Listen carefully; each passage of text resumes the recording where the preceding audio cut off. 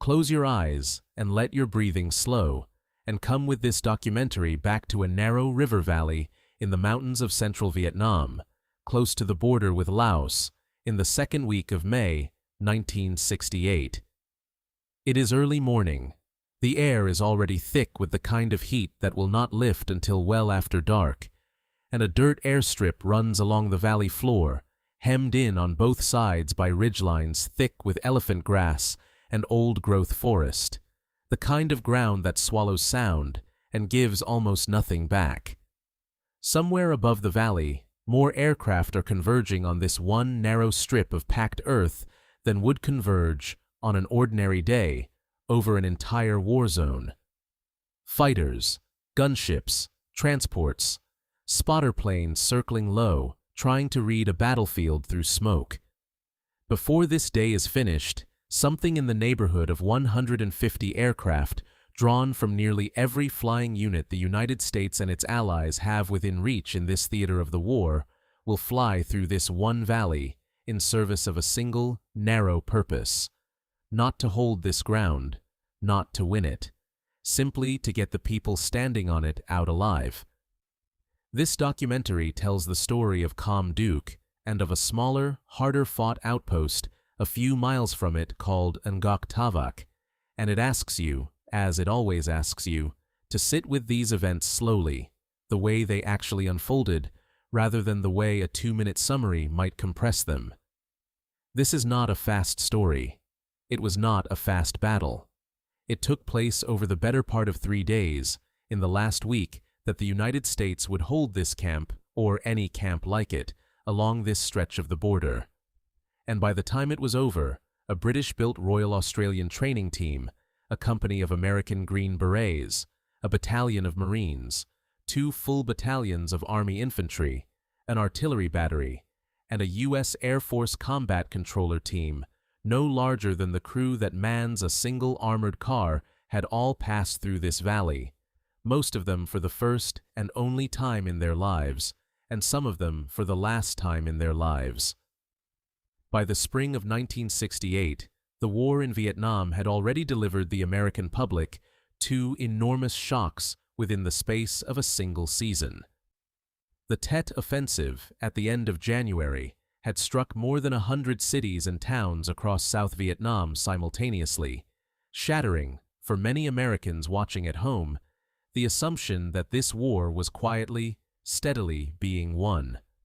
And the long siege of the Marine base at Khe Sanh, a name that had dominated newspapers for weeks, had only just been lifted, at enormous cost to both sides, a matter of days before Kham Duc's story properly begins. Now, in the first week of May, a second wave was breaking. Some historians call it Mini-Tet.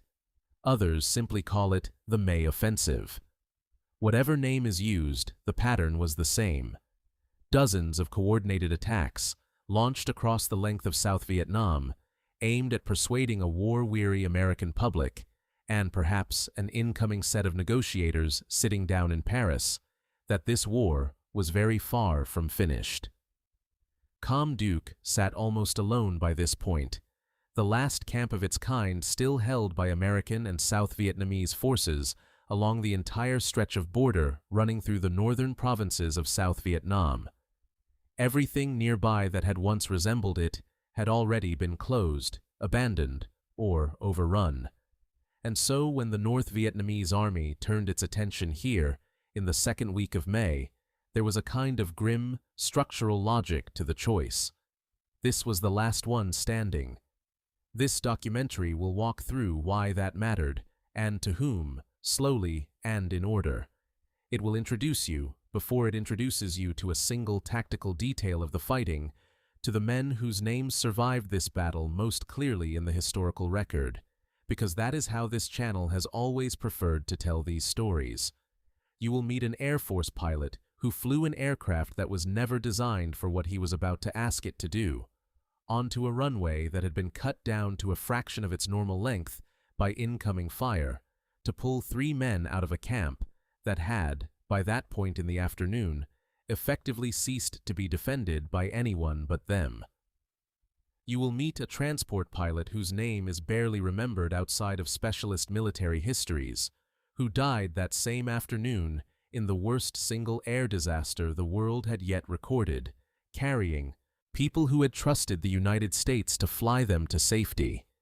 And you will meet a Special Forces sergeant whose body lay in the jungle, unrecovered, unidentified, for 37 years, found only because two governments that had once been enemies eventually agreed to go looking together.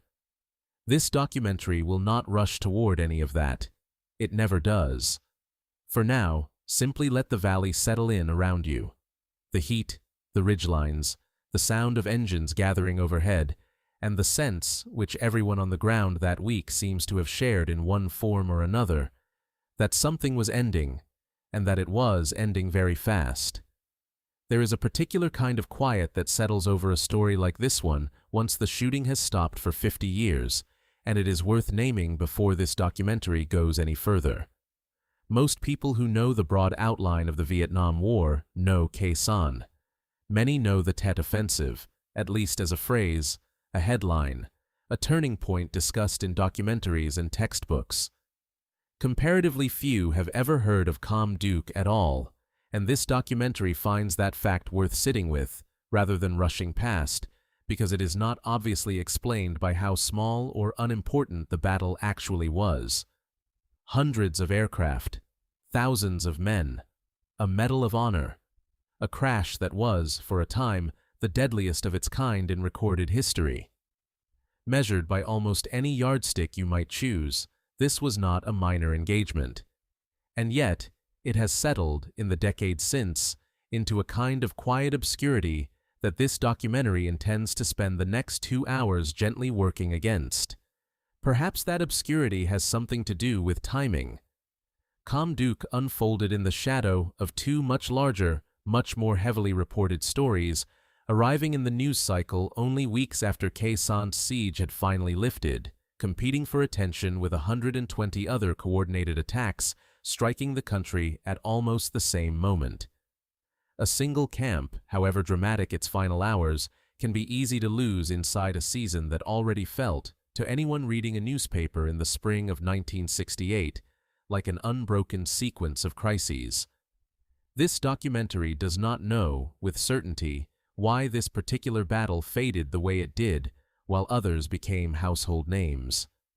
It only knows that it did, and that the men who fought here, and the handful who did not come home from here, deserve better than a footnote. So let this documentary begin, unhurried, exactly where it always begins, not with the fighting itself, but with the people who were there. This documentary is going to move slowly through what follows, the way it has tried to move slowly through every battle it has told before this one, because these are not stories that benefit from being rushed. And it is going to begin, as it likes to begin, not with maps or troop strengths, but with a single man, so that by the time this documentary finally arrives, at the afternoon of May the 12th, 1968, and describes in full what that man actually did, in the space of less than a minute on a burning runway, you will understand him as a person first, and as the answer to a tactical problem second. His name was Joe M. Jackson, and in the spring of 1968, he was a lieutenant colonel in the United States Air Force, flying with the 311th Air Commando Squadron, part of the 315th Special Operations Wing, based at Cam Ranh Bay on the coast of South Vietnam. By the time this documentary's story reaches him at Kham Duc, he was not a young man, not by the standards of a combat cockpit. He was in his mid-40s, with more than 2 decades of service already behind him, and it is worth pausing on that fact for a moment, because it tends to get lost in the retelling. The men who flew the desperate, improvised missions of this war were not uniformly young. Some of them had been flying, in one uniform or another, since before many of the soldiers on the ground below them had been born. This documentary should be honest with you about the limits of what the available record preserves about Jackson's life before that decade of service caught up with him over Kham Duc. The broad outline is clear enough. a career airman seasoned by years in a service that had, by 1968, been continuously testing and refining the kind of unglamorous, high-risk airlift and special operations flying that rarely makes headlines and rarely earns medals, precisely because it is designed to be quiet, precise, and, when it works, entirely unremarkable. Detailed biographical material about his childhood, his early flying career, and the specific path that carried him to the 311th Air Commando Squadron is thinner in the widely available sources than this documentary would like it to be, and it will not pretend otherwise, or invent texture where the record simply does not offer it. What the record is completely unambiguous about is what he did on the 12th of May.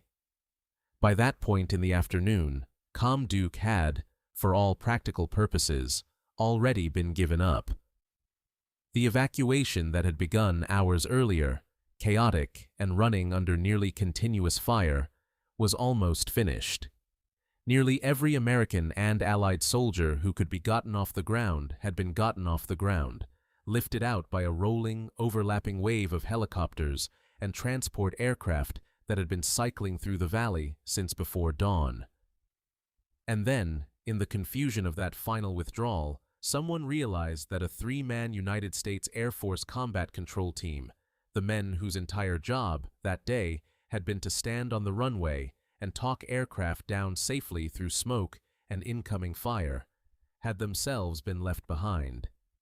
This documentary will tell their story properly in a later chapter. For now, what matters is only this. 3 American servicemen were still on the ground at Kham Duc, taking cover in a shallow ditch beside a runway that was, by that hour, already burning in places, already littered with the wreckage of aircraft that had not made it out, and an enemy force was closing on their position from more than one direction.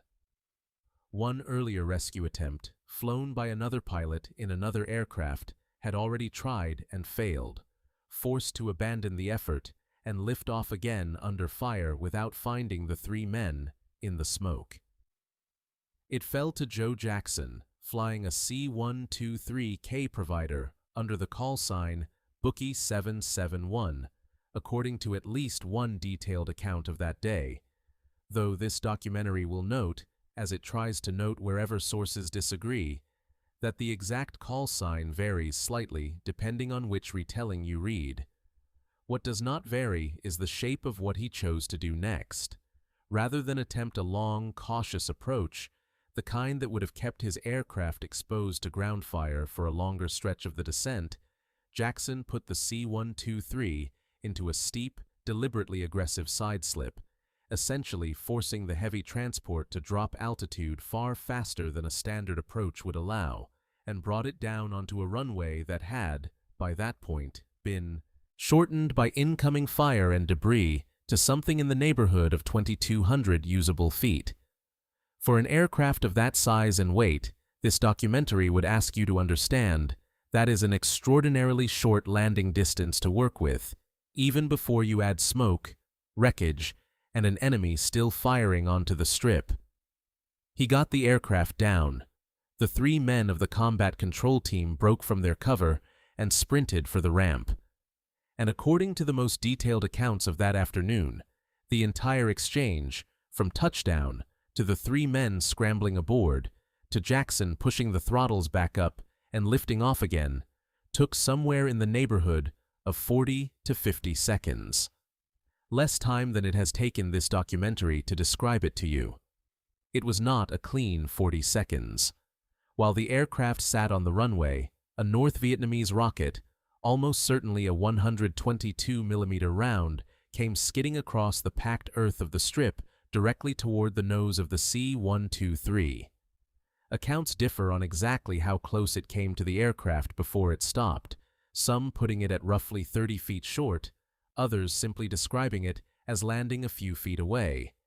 And this documentary will not pretend to resolve that discrepancy for you, because none of the surviving sources fully agree. What every account does agree on is the outcome. The rocket did not detonate.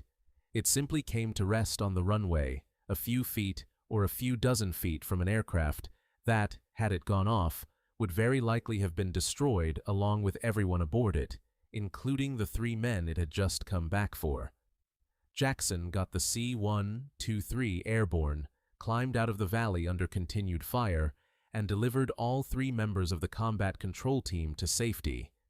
For this action, he was awarded the Medal of Honor, the highest decoration the United States military can bestow, presented to him personally by President Lyndon Johnson at a ceremony in the White House on January 16, 1969. He continued to serve, and continued, by most accounts, to live a long and full life afterward, a fact this documentary finds worth lingering on for a moment, because so many of the men in stories like this one did not get that same gift of decades. Joe Jackson died in 2019, at the age of 95, more than half a century after the afternoon that made him famous, having spent most of that half-century simply living, working, and growing old, the way any other veteran of a long career might. This documentary will return to Kham Duc's final hours in far greater detail later on, because the full sequence of that evacuation and the specific circumstances that left 3 men stranded on a burning airstrip deserves to be told as its own chapter, in its own time, rather than folded entirely into a single man's biography.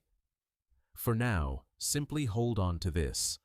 Whatever else happened in this valley over those 3 days in May of 1968, one aircraft came back down onto a runway that should not have still been usable, stayed on the ground for less than a minute, and left with everyone it had come for. That is a rare enough outcome in this story that it is worth remembering clearly before this documentary moves on to the parts of it that did not end so well. Not every pilot who flew into Kham Duc that week flew back out again. This documentary wants to introduce you now to one who did not, because his story, unlike Joe Jackson's, does not end in a White House ceremony, and because the details of exactly what happened to him have been muddled in some of the more casual retellings of this battle, in ways that this documentary intends to straighten out carefully, one fact at a time. His name was Bernard L. Bucher, and he held the rank of Major in the United States Air Force. On the afternoon of May 12, 1968, in the last hours of the evacuation of Kham Duc, Bucher was flying a C-13OB Hercules, a 4-engine turboprop transport, tail number 60-0297, and it is worth being precise about that aircraft type from the outset, because it matters to the story this documentary is about to tell. Bucher's aircraft was a C-13O, not, as at least one lower-quality secondary source circulating online has mistakenly claimed, a C-123. That distinction may sound like a small one, the kind of detail only an aviation enthusiast would care about, but it is not small at all, once you understand why the confusion happens. Joe Jackson, the man this documentary just spent an entire chapter with, really was flying a C-123 that same afternoon, in that same valley, on his own rescue mission. 2 different aircraft, 2 different pilots, 2 entirely different outcomes, flying in the same narrow airspace within the same few hours of the same day. It is an easy mix-up to make if you are skimming rather than reading closely, and this documentary has found it repeated in more than one casual account. But the dedicated historical record on Bucher's crash is unambiguous, and so is the citation for the medal he was ultimately awarded, which refers to him explicitly and specifically as a C-130 aircraft commander. This documentary would rather spend 30 seconds correcting that record clearly than let the mistake quietly pass through into this telling as well. What Bucher was doing in the final stretch of that afternoon was the same thing dozens of other American air crews were doing across those same few hours, flying into a burning, embattled airstrip, loading as many people as the aircraft could physically hold, and flying back out again, as fast as the runway and the enemy fire would allow. His aircraft, on this particular flight, was carrying an extraordinary human cargo. Something in the neighborhood of 150 South Vietnamese civilians, evacuees who had lived in and around the camp, families who had spent that entire day watching the sky for exactly this kind of aircraft, were aboard, along with the Air Force crew flying the plane, and, according to at least one account of that day, a Special Forces captain named Warren Orr as well, riding along in whatever capacity the chaos of that afternoon required of him. Bucher got the heavily loaded C-130 off the ground. That much, at least, went right. But shortly after takeoff, the aircraft took ground fire, and it went down less than a mile from the runway it had just left, crashing into a ravine in the hills surrounding the camp. Everyone aboard was killed. At the time, this documentary should tell you plainly, the crash was reported, in official and press accounts alike, as the single deadliest aircraft disaster the world had yet recorded, a grim distinction that reflects just how many people that one aircraft was carrying when it went down. Let that sit with you for a moment. An entire village's worth of families, trusting that a flight out of a doomed camp meant a flight towards safety, lost within a mile of the runway, in the space of what can only have been a few seconds. For his actions that day, Bernard Bucher was posthumously awarded the Air Force Cross, the service's second highest award for valor, immediately below the Medal of Honor that Joe Jackson would receive for his own actions in that same valley on that same afternoon. Reports also indicate that Captain Orr and members of the flight crew were recognized posthumously as well, for the same mission, though this documentary would note that the fullest documentation available to it concerns Bucher specifically. According to at least one source, though this documentary treats it as probable rather than fully confirmed, since it appears to rest on a single account rather than multiple independently corroborating ones, Bucher's remains were eventually interred at Arlington National Cemetery in 2008, 4 decades after the crash that killed him. This documentary does not want to let Bucher's story pass by as simply a footnote to Jackson's, or as one more entry on a casualty list to be recited later in a chapter about disputed numbers. 2 men flew into the same valley on the same afternoon, both of them veteran pilots doing exactly what they had been trained and ordered to do, both of them flying aircraft that had been asked to do something close to the limit of what those aircraft were designed for. One of them walked away with the nation's highest military honor and 50 more years of ordinary life. The other did not survive the day. This documentary does not know how to resolve that difference into anything tidier than what it actually was, which is simply the way this particular afternoon, in this particular valley, happened to fall. Consider, for a moment, what a flight like that one actually asks of a pilot and a crew, in the most ordinary procedural sense, before anything goes wrong. A C-130 is not a small aircraft, and loading it under fire in the final hours of a camp's evacuation, with people arriving faster than any manifest could track them, is not simply a matter of waving passengers up a ramp. Someone has to make quick, brutal judgments about weight and balance, about how many more bodies the airframe can safely lift out of a short, damaged strip, while mortar rounds are falling somewhere nearby, and the crew chief is shouting over engine noise to be heard at all. Bucher and his crew made those judgments, again and again, on a day when nearly every other aircrew in the valley was making the same kind of judgment, under the same kind of pressure, and most of the time, that whole valley's worth of hurried, imperfect decisions worked out. On this one flight, carrying perhaps the fullest human cargo of any single aircraft that entire day, it did not. This documentary also wants to note, gently, how quickly a number like 150 can stop registering as a number of people and start registering merely as a statistic, the way large casualty figures so often do once enough time has passed. It asks you to resist that, at least for a moment. Somewhere in that count were parents holding children on their laps because there were not enough seats. Somewhere in that count were elderly relatives who who had likely never before set foot on an aircraft of any kind in their lives, boarding this one because the alternative was staying behind in a camp that was, by that hour, already burning. This documentary does not have their individual names. It only has the aggregate number, and the crash site less than a mile from the runway where all of their stories, whatever they might otherwise have been, ended together within the same handful of seconds. There is a third story this documentary wants to tell you before it turns to maps, troop strengths, and timelines, and it asks you gently to hold it apart from the other two you have just heard, because it is easy, in a battle with this many overlapping acts of courage and this many overlapping tragedies, to let the details blur together into one generalized impression of chaos. They should not blur together. Each of these men deserves to be remembered for the particular thing that happened to him, not folded into a composite. So this documentary will say clearly, at the start of this chapter, this is not the story of the combat control team left behind at Kham Duc itself, the men Joe Jackson flew back in to rescue. That story belongs to a later chapter, and it unfolds on the 12th of May inside the main camp. This is a different story, from 2 days earlier and a few miles away, at a smaller and far more exposed position called Ngoc Tavok.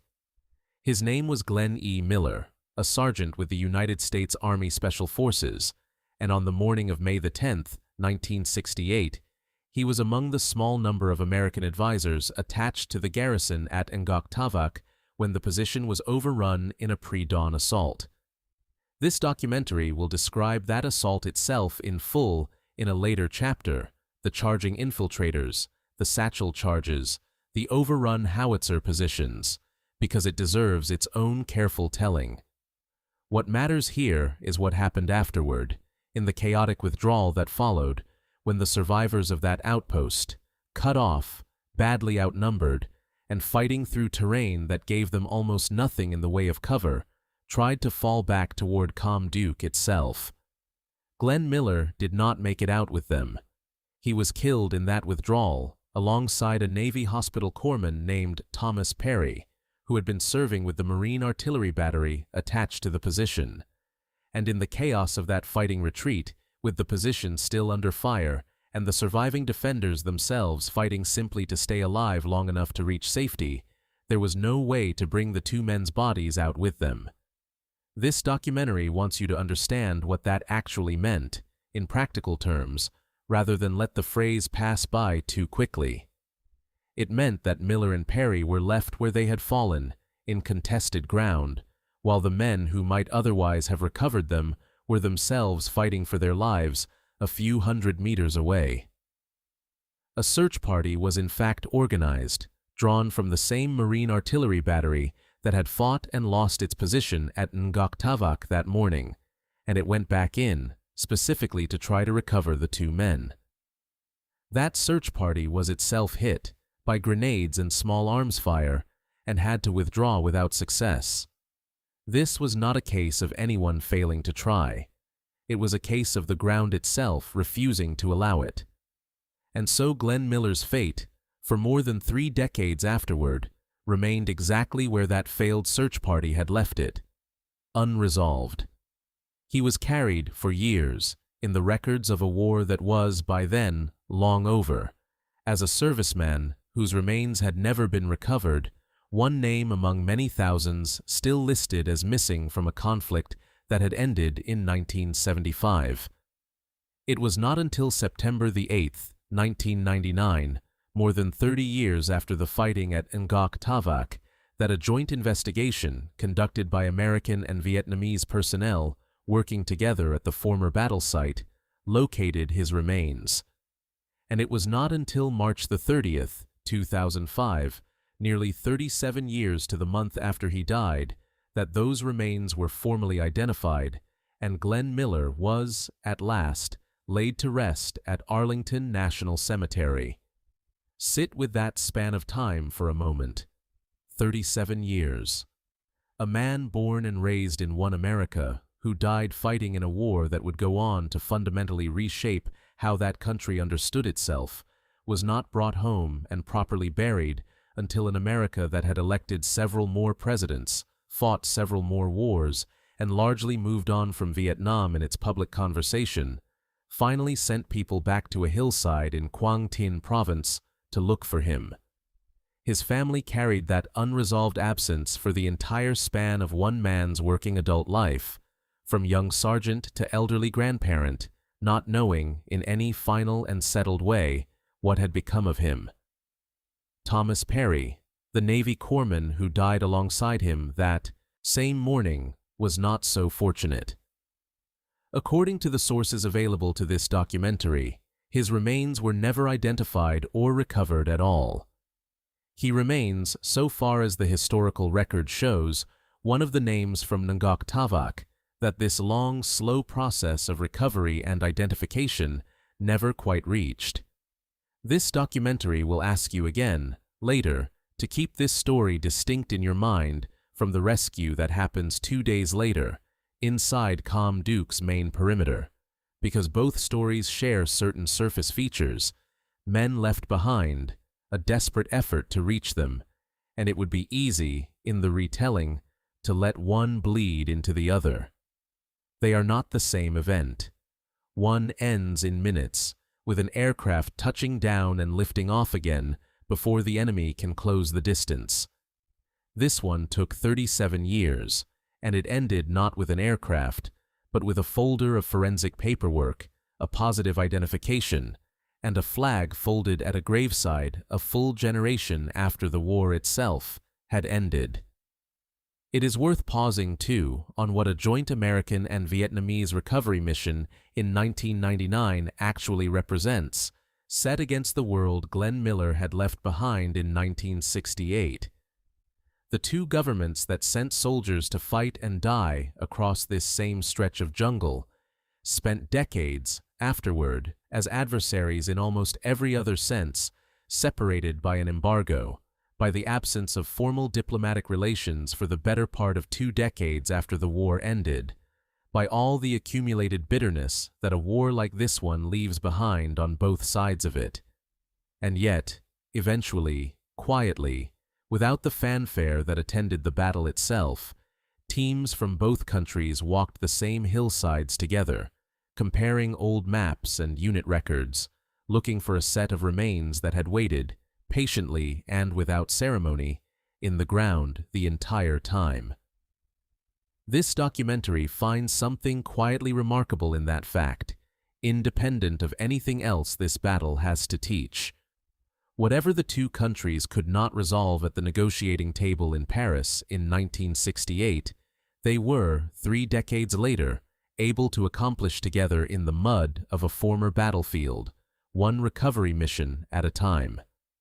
This documentary also wants you to hold on to the ordinary, human weight of that 37-year gap a little longer before it moves on.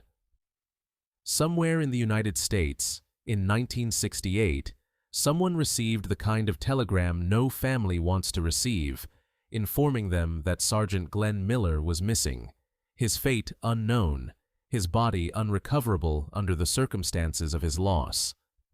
That family then lived an entire life, or the better part of one, without the second telegram that most families eventually receive, the one that closes the question, one way or another. Children who were small in 1968 had likely become parents themselves, in some cases grandparents, by March of 2005, when the second telegram, so to speak, finally arrived. This documentary does not know exactly what that felt like for Miller's family, and it will not presume to guess. It only knows that 37 years is a long time to carry a question that never quite closes, and it wanted you to understand the shape of that particular weight before this documentary moves on to the wider battle that took him. Now that you have met 3 of the people whose lives this battle touched, this documentary wants to slow down further still and lay out the wider situation that brought all of them, together with thousands of other men, into that one narrow valley in the second week of May, 1968. This chapter is going to talk about strategy and timing rather than individual people, and this documentary knows that can feel like a shift in gears after 3 chapters spent close to particular lives. But the context matters, and it deserves the same unhurried treatment. To understand why Kham Duc was attacked in May of 1968, rather than some other month, you first have to understand what had already happened earlier that year, because none of it occurred in isolation. At the very end of January, the Tet Offensive had struck more than 100 cities, towns, and military installations across South Vietnam, nearly simultaneously, in a coordinated wave of attacks that stunned much of the American public, and, by most historical assessments, marked a genuine turning point in how the war was understood back home, even though the offensive itself was, in narrow military terms, a costly failure for the attacking North Vietnamese and Viet Cong forces. Then, through the late winter and early spring, the world's attention had turned to Khe Sanh, a Marine combat base under a prolonged siege that dominated headlines for weeks, evoking, for many observers at the time, uncomfortable comparisons to the French defeat at Dien Bien Phu 14 years earlier. That siege was finally lifted in early April, only about a month before the events this documentary is telling you about now. So, by the first week of May, the war had already delivered 2 enormous, headline-consuming shocks in barely more than 3 months. And it was into that already strained atmosphere that a third wave of attacks began, launched across South Vietnam starting around the 4th or 5th of May. Historians and journalists have given this wave different names over the years. Some call it Mini Tet. Others prefer the more neutral label, the May Offensive. Whichever term this documentary uses, the underlying pattern will be the same one you have likely already guessed. Something in the neighborhood of 120 separate sites, cities, bases, and outposts scattered across the country, struck in a coordinated fashion, aimed at keeping pressure on both the South Vietnamese government and the American public, at exactly the moment both were still absorbing the shocks of the previous few months. Kham Duc itself existed, in the years leading up to this offensive, for reasons that had very little to do with any of that larger strategic picture. It had been established and manned as a Special Forces camp, home to Detachment A-105 of the 5th Special Forces Group, whose mission, in the years before 1968, centered on training and advising local civilian irregular defense group forces, commonly abbreviated CIDG, made up largely of local ethnic minority fighters, recruited and organized to help secure the border region. From Kham Duc, American and CIDG patrols conducted reconnaissance and interdiction operations aimed at the enemy's supply and infiltration routes running through the tri-border area, where South Vietnam, Laos, and Cambodia meet. It was, in other words, a quiet, remote, unglamorous listening post, one of a whole network of similar camps that had once been strung along South Vietnam's western border, each one keeping watch on a stretch of jungle that the enemy needed to move through freely if it wanted to keep supplying its forces further south and east. By May of 1968, though, that network had shrunk dramatically. One by one, the sister camps and outposts that had once flanked Kham Duc along that same border had been closed, relocated, or lost. By the time the May offensive began, Kham Duc stood as the last remaining camp of its kind, still held by American and South Vietnamese forces along the entire stretch of border running through the northernmost military region of South Vietnam, the area American forces referred to as I Corps. This documentary wants you to sit with that fact for a moment, because it explains a great deal of what follows. When you are the last one standing in a chain of positions that has otherwise already fallen, you become, almost automatically, the next logical target, regardless of how much or how little strategic value your particular patch of ground still holds on its own. The force that would carry out that attack was the North Vietnamese Army's 2nd Division, a unit that had itself been badly mauled earlier that year during the fighting around Da Nang at the height of the Tet Offensive. According to accounts drawing on the recollections of General Chu Hoi Man, the North Vietnamese commander overseeing operations in this region, the division had withdrawn after that mauling specifically to rest, to resupply, and to absorb fresh replacements into its depleted ranks before it was considered ready to take the field again. When it was ready, in the first weeks of May, the division's commanders turned their attention to the one obvious target left within reach that still carried genuine symbolic and tactical weight: the last American-held border camp in our corps. There is one more piece of context this documentary wants to mention, carefully, because it belongs to the category of plausible explanation rather than confirmed fact. It so happens that formal peace negotiations between the United States and North Vietnam opened in Paris on May 10, 1968, which was, as you will soon hear in detail, the very same day that the ground assault on Ngoc Tavoc began. Some secondary accounts of this battle draw a direct line between that coincidence of timing and North Vietnamese strategic intent, suggesting the offensive, or at least this particular attack within it, was partly designed to project strength at the exact moment negotiators were sitting down at the table. This documentary finds that reading plausible, even likely, but it wants to be honest with you that it has not found this connection confirmed by any primary North Vietnamese planning document available in the English-language historical record. It appears, as far as this documentary can determine, as an inference offered by later writers looking at the calendar in hindsight, rather than as a documented decision made by the planners themselves at the time. This documentary will present it to you as a reasonable possibility, not as settled fact, and it will let you draw your own conclusions about how much weight that timing deserves. What is not in dispute is the shape of the moment itself. A war-weary American public, a South Vietnamese ally straining under repeated overlapping shocks, a negotiating table freshly opened in Paris, and, sitting alone in a mountain valley near the Laotian border, the last camp of its kind still standing. That is the situation this documentary is about to walk you through, one detail at a time, starting with the ground itself. Before this documentary can walk you through the fighting itself, it needs to give you a clear picture of the ground, because almost nothing about how this battle unfolded makes sense without understanding the physical layout of the valley these men were fighting in and around. So take a moment and let this documentary describe the terrain to you slowly, the way a map briefing might have been given to the soldiers who were about to be flown in.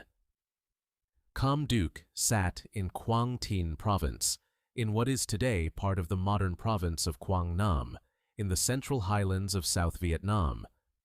It lay roughly 10 miles from the Laotian border, close enough that the enemy's supply routes running through that neighboring country were, for the men stationed there, a matter of daily operational concern rather than an abstract strategic worry.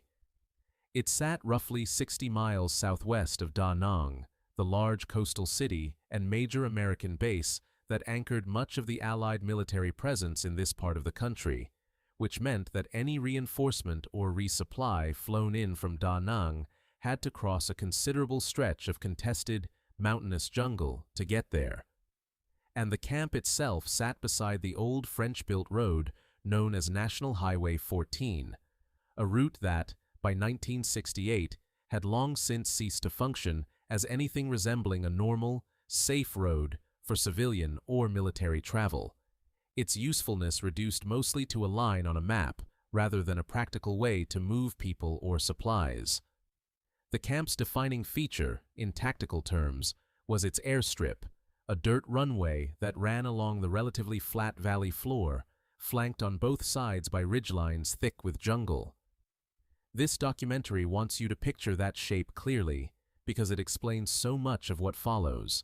A narrow, low-lying strip of open ground, entirely overlooked by higher terrain on both flanks, terrain that gave any attacking force natural high ground from which to observe, and eventually to fire down onto, everything happening on the valley floor below. Nearly every event this documentary is about to describe, the landings, the takeoffs, the evacuation flights cycling in and out under fire, took place on or immediately around this one exposed strip of packed earth, watched the entire time from the surrounding high ground by an enemy that had spent weeks, in some cases longer, positioning itself along those same ridgelines. Now, a few miles away from the main camp, sat a second position, smaller, more exposed, and organizationally distinct from Kham Duc itself, called Ngoc Tavak. This documentary wants to be precise about the distance here, because sources genuinely disagree on the exact figure. Some describe it as roughly 4 miles from Kham Duc, others give a distance closer to 7 kilometers, which works out to a slightly shorter figure in miles.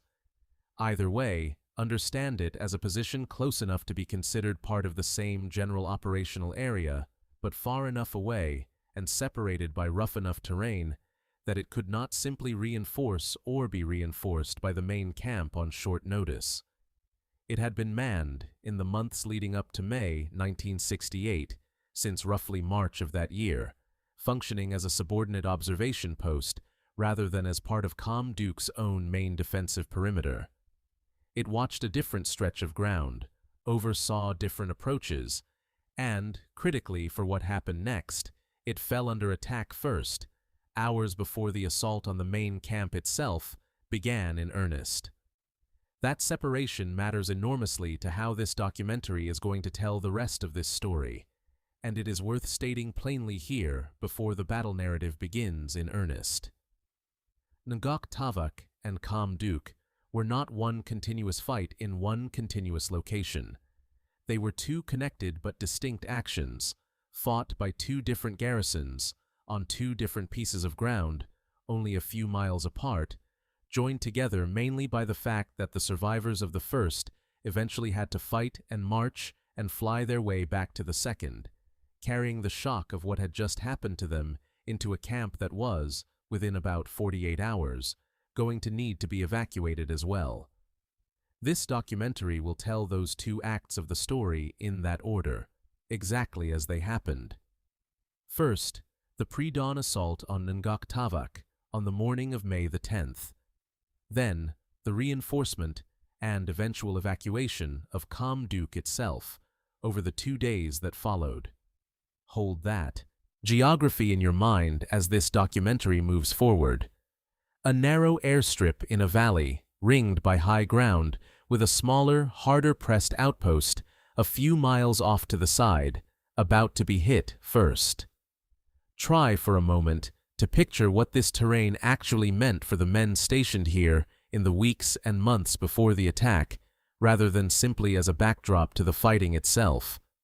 Central Vietnam's border highlands are not open country.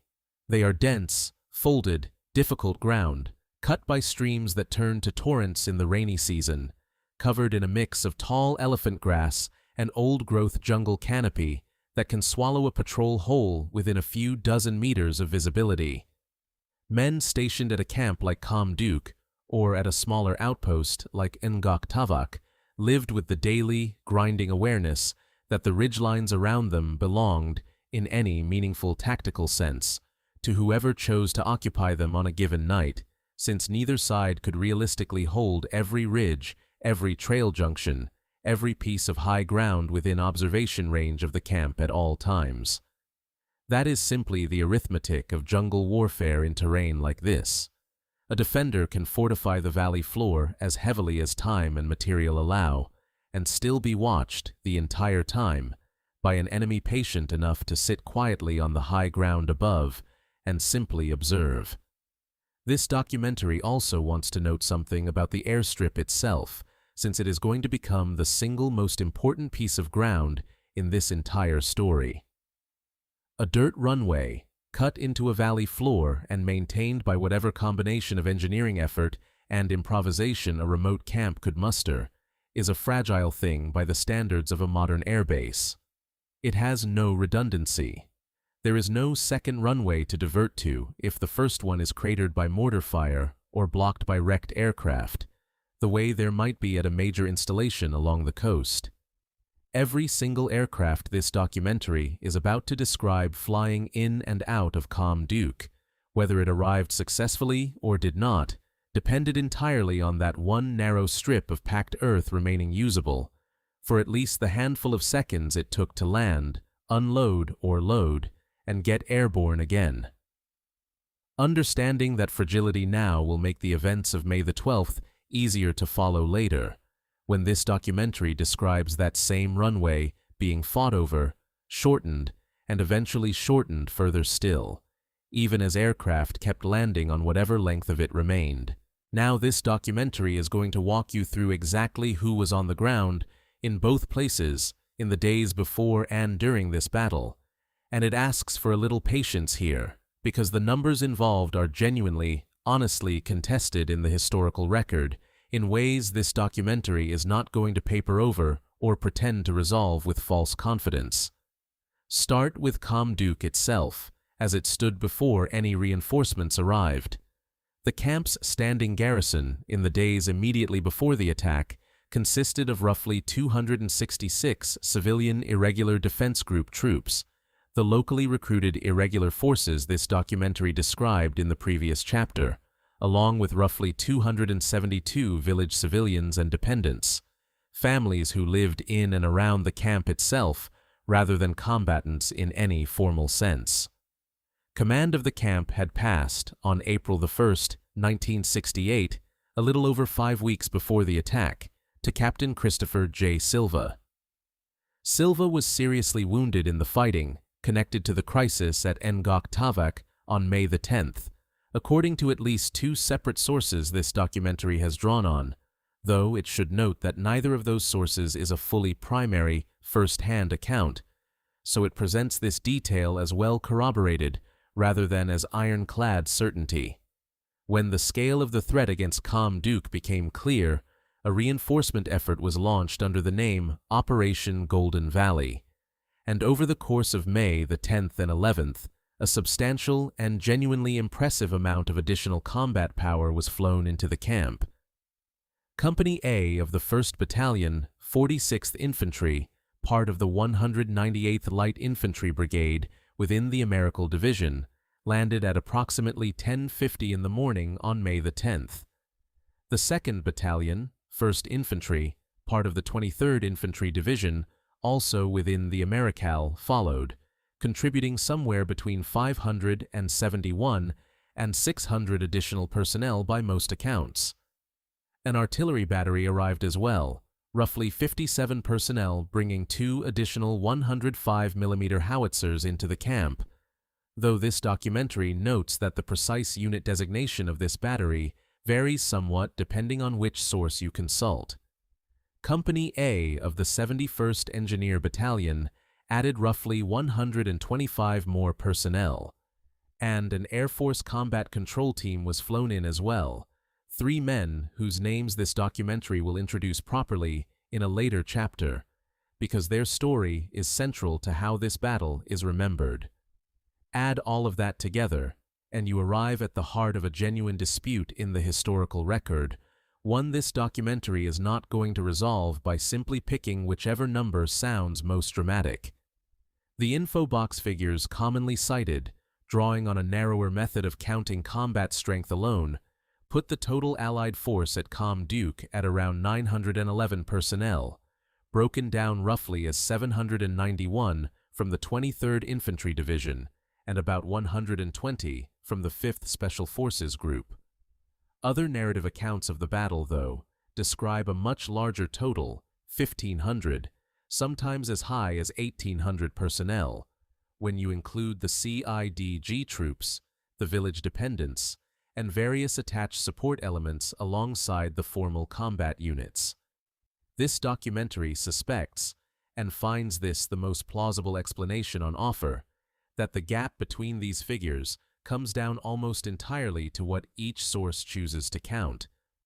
A narrow combat strength tally naturally produces a smaller number than an inclusive count that folds in irregular troops, civilians, and support personnel who were present in the camp but who would not appear on a formal order of battle. Rather than pick a winner between these two figures, this documentary is going to present both to you honestly and let you understand why they differ, rather than pretend one of them is simply wrong.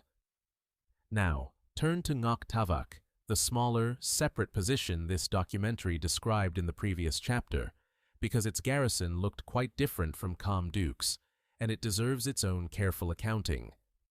The core of its defense was the 11th Mobile Strike Force Company, commonly called a Mike Force Company, made up of CIDG and ethnic Nung irregular troops, with strength estimates ranging, depending on the source, from around 110 to as many as 175 men. This documentary treats that figure as genuinely approximate rather than precisely known. Alongside them stood 3 advisors from the Australian Army Training Team Vietnam, a small but highly regarded contingent of Australian military advisors who served throughout the war attached to South Vietnamese and irregular units. At Ngoc Tavak, that team consisted of Captain John White, who held command responsibility for the position, along with Warrant Officer Frank Lucas and Warrant Officer Don Cameron. American Special Forces advisors were present as well, though this documentary notes a small discrepancy here worth flagging honestly. Some sources give a figure of 3 American Special Forces personnel at the position, while others give a figure closer to 8. The most likely explanation, though this documentary cannot fully confirm it, is that these figures are simply counting different things, perhaps the number physically present inside the fort itself at the moment of attack versus the broader number formally attached to the position in some capacity. It presents both figures to you rather than silently choosing one. Finally, reinforcing Ngoc Tavak's defense and arriving only 1 day before the attack, on May the 9th, was a detachment of United States Marines, Battery D, 2nd Battalion, 13th Marine Regiment, bringing 2 105mm howitzers into the position. Their strength is generally given as somewhere between 33 and 44 personnel, including a Navy hospital corpsman, the same kind of medical support role this documentary already introduced you to in an earlier chapter, attached to serve alongside the Marine gun crews. Put the whole garrison of Ngoc Tavak together, CIDG irregulars, Australian advisors, American Special Forces, and Marine artillerymen, and you arrive at a total defending force of somewhere in the neighborhood of 200 to 220 men, holding a position that, as the next chapter will make clear, was about to be struck by an entire enemy battalion, arriving with the advantage of surprise, in the dark, only hours before dawn. This documentary wants you to notice, before it moves on, just how mixed and improvised this entire order of battle actually was on both sides of the ledger. Kham Duc's reinforced garrison alone drew together conventional American infantry battalions from 2 different parent divisions, an artillery battery, combat engineers, an Air Force combat control team, Special Forces advisors, and hundreds of CIDG irregulars and their families, all assembled within the span of little more than a day. Ngoc Tavak's smaller garrison was, if anything, an even more improvised patchwork. Nung irregulars commanded through Australian advisors attached to a nominally American Special Forces structure, reinforced at the last possible moment by a Marine artillery detachment that had barely finished digging in its howitzers before the attack began. None of these units had trained together as a single cohesive force. Many of the men manning these positions had known each other, at most, for a matter of days. That kind of hurried, cobbled-together defense is common enough in a war fought the way this one was fought, but it is worth remembering as this documentary moves into the fighting itself, because it helps explain some of the confusion, the crossed radio traffic, and the difficulty of coordinated response that this documentary is going to describe in the chapters ahead. This documentary has already introduced you, briefly, to the North Vietnamese Army's 2nd Division, and to the general strategic logic that carried its commander's attention toward Kham Duc in the first weeks of May.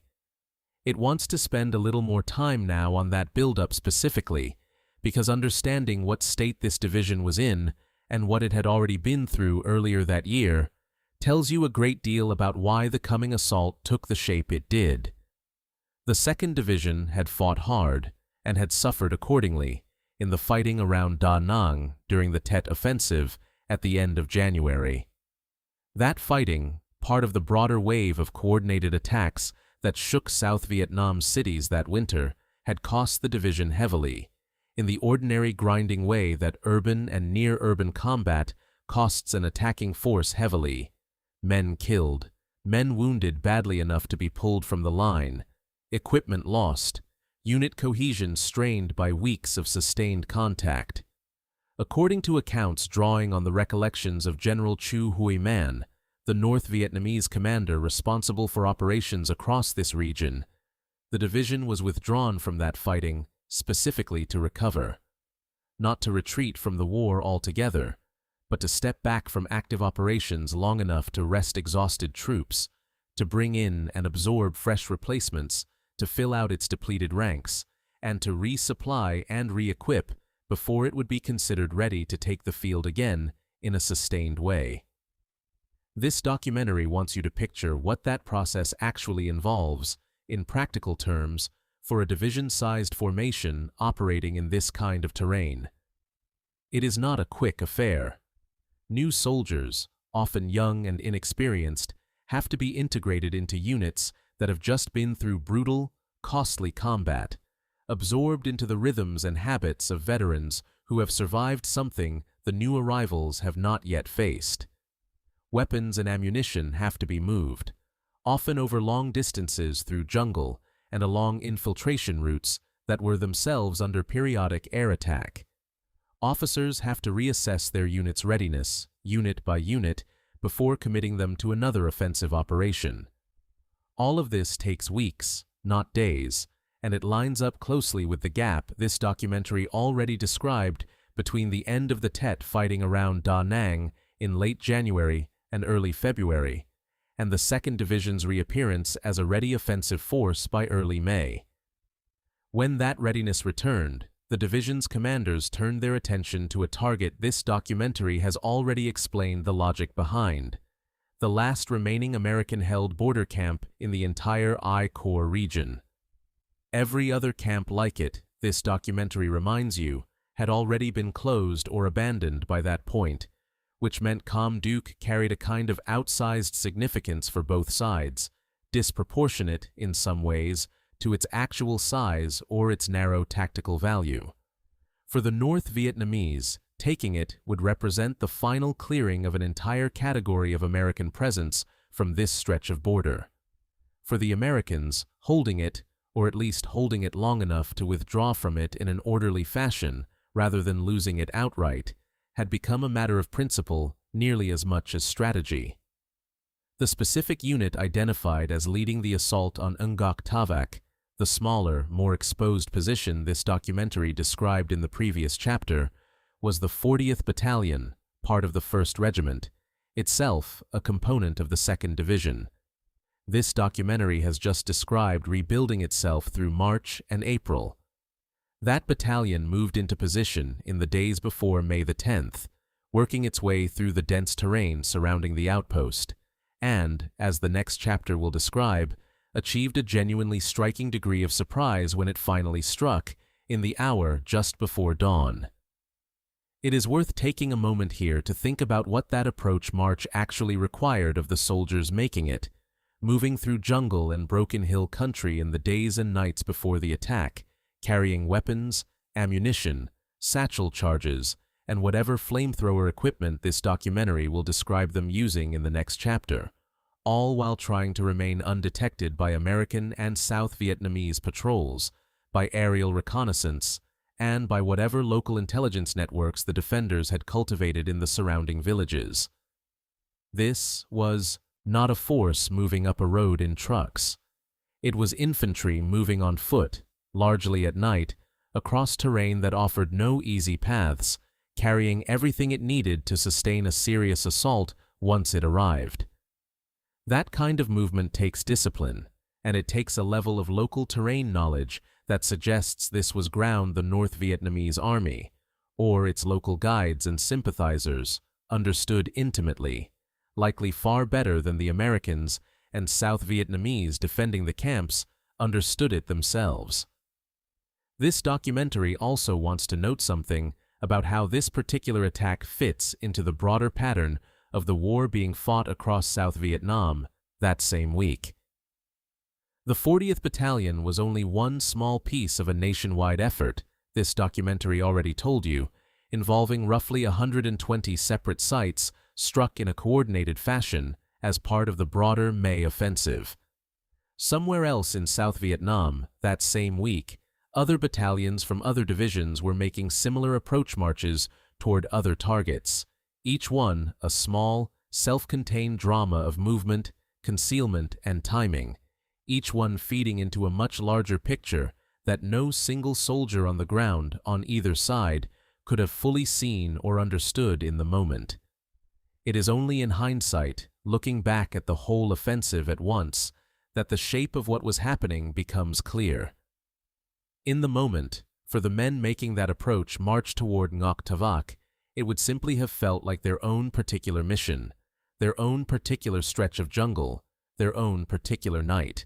This documentary is going to slow down now, more than it has anywhere else so far, and walk you through the pre-dawn hours of May the 10th, 1968, at Ngoc Tavac, because this is where the battle actually begins, and because the details of what happened in those first minutes deserve to be told carefully, in order rather than compressed into a single dramatic paragraph.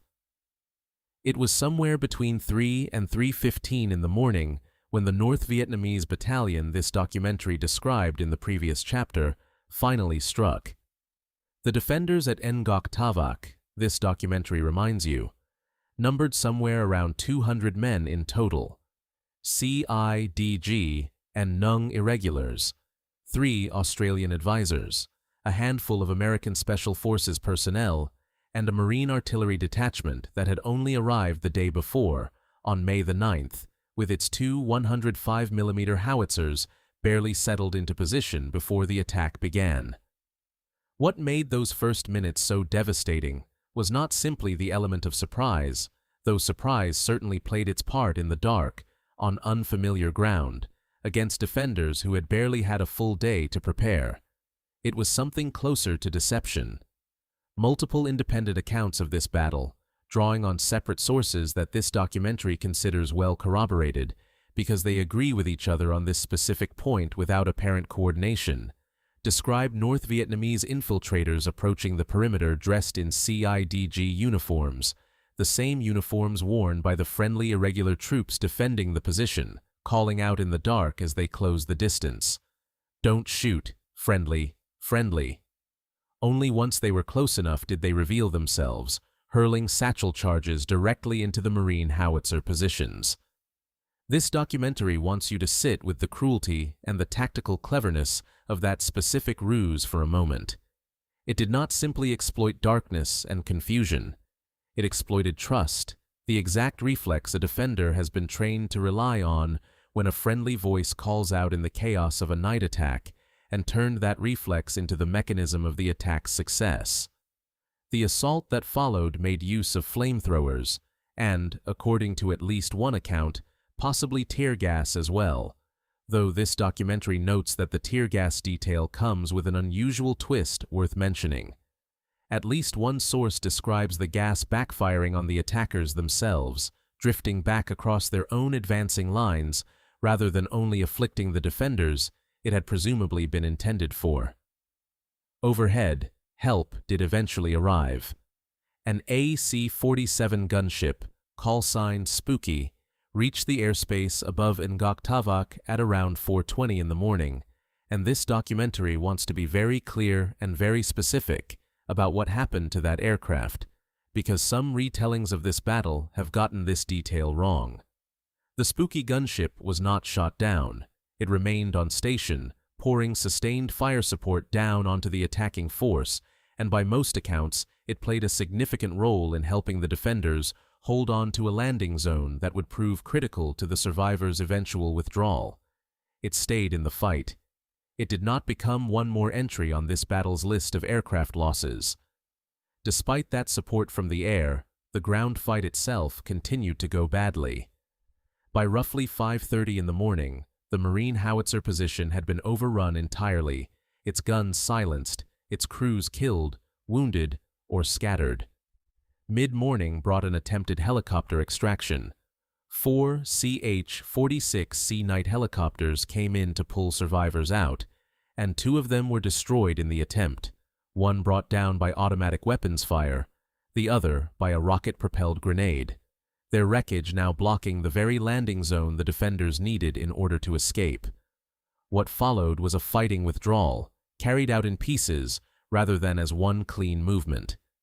Some of the survivors marched out overland toward a secondary clearing where they could be lifted out more safely. Others were extracted directly from what remained of the original position, whenever a helicopter could get in and out again without being destroyed in the attempt.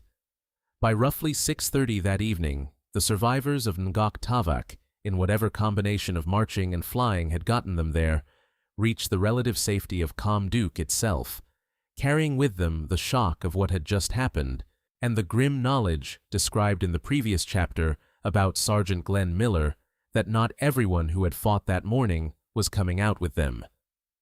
This documentary must now tell you honestly that the exact casualty figures from this single morning of fighting are genuinely disputed across the sources available to it, and it is not going to manufacture a false precision it does not have. One account describes 16 Americans killed and 23 wounded, alongside 30 CIDG troops killed or wounded, and 64 more reported missing. Another gives a different shape entirely, an unknown number of Nung irregulars killed, alongside 12 American deaths and 52 wounded, a total that itself breaks down into 2 U.S. Army personnel and 21 Marines among the wounded. A third account describes 11 Marines and 1 Special Forces sergeant, the Glenn Miller. This documentary already told you about, killed, with 70 wounded evacuated from the position, and this same account specifically notes that 11 artillerymen were initially declared missing in action, all of whom, it states, were eventually identified and recovered by the year 2005. This documentary is not going to pretend to you that one of these figures is simply correct and the others are simply wrong. It suspects, and offers this as the most plausible reading available to it, that at least part of the disagreement traces back to exactly the pattern this documentary has already shown you once, with Glenn Miller himself. Men initially and understandably classified as missing, in the chaos and confusion of a fighting withdrawal under fire, whose status was only later revised to killed in action. Sometimes years or decades afterward, once remains were finally located and identified. A casualty count taken in the days after this battle, and a casualty count taken decades later, after recovery efforts had done their slow, patient work, would naturally produce different numbers, for reasons that have nothing to do with anyone getting the story wrong at the time, and everything to do with how long it can take for a battlefield to finally give up its dead. Whatever the precise final tally turns out to be, this documentary wants you to hold on to the plain shape of that morning a little longer before it moves on. In the space of roughly 2.5 hours, from the first satchel charges landing among the Marine gun crews shortly after 3 in the morning to the fall of the howitzer position by 5:30, a garrison of some 200 men, freshly reinforced and barely dug in, was overrun by an enemy battalion that had spent days moving into position undetected. That is not a battle that unfolded slowly enough for its defenders to adapt and recover. It is a battle that was, in the most literal sense, decided in its opening minutes by the success of a single, cruelly simple ruse. A few infiltrators, speaking the defenders' own language of trust, back at them in the dark, buying just enough time for satchel charges to reach the guns before anyone understood what was actually happening. While the fighting this documentary just described was still unfolding at Ngoc Tavak, a few miles away, at Kham Duc itself, the same morning was already turning tense in its own right. This documentary wants to take you back now to the main camp and walk through what was happening there, on the same day, in parallel with everything you have just heard.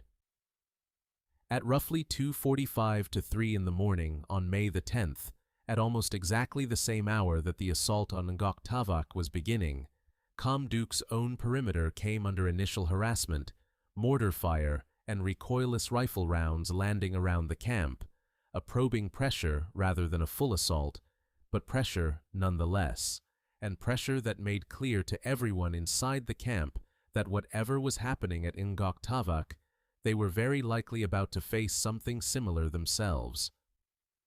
By 8:30 that same morning, with the scale of the crisis becoming clear on both fronts at once, Operation Golden Valley was formally activated, the reinforcement effort this documentary has already introduced you to in the chapter on order of battle. Through the remainder of that day, and into the evening, the reinforcements this documentary already described began arriving, unit by unit, exactly as laid out earlier. The infantry company landing at 10:50 that morning, the additional infantry battalion following, the artillery battery bringing in its extra howitzers, the engineers, and the small Air Force combat control team, whose story this documentary will return to at length in a later chapter. This documentary wants you to picture what that day must have felt like from inside the camp.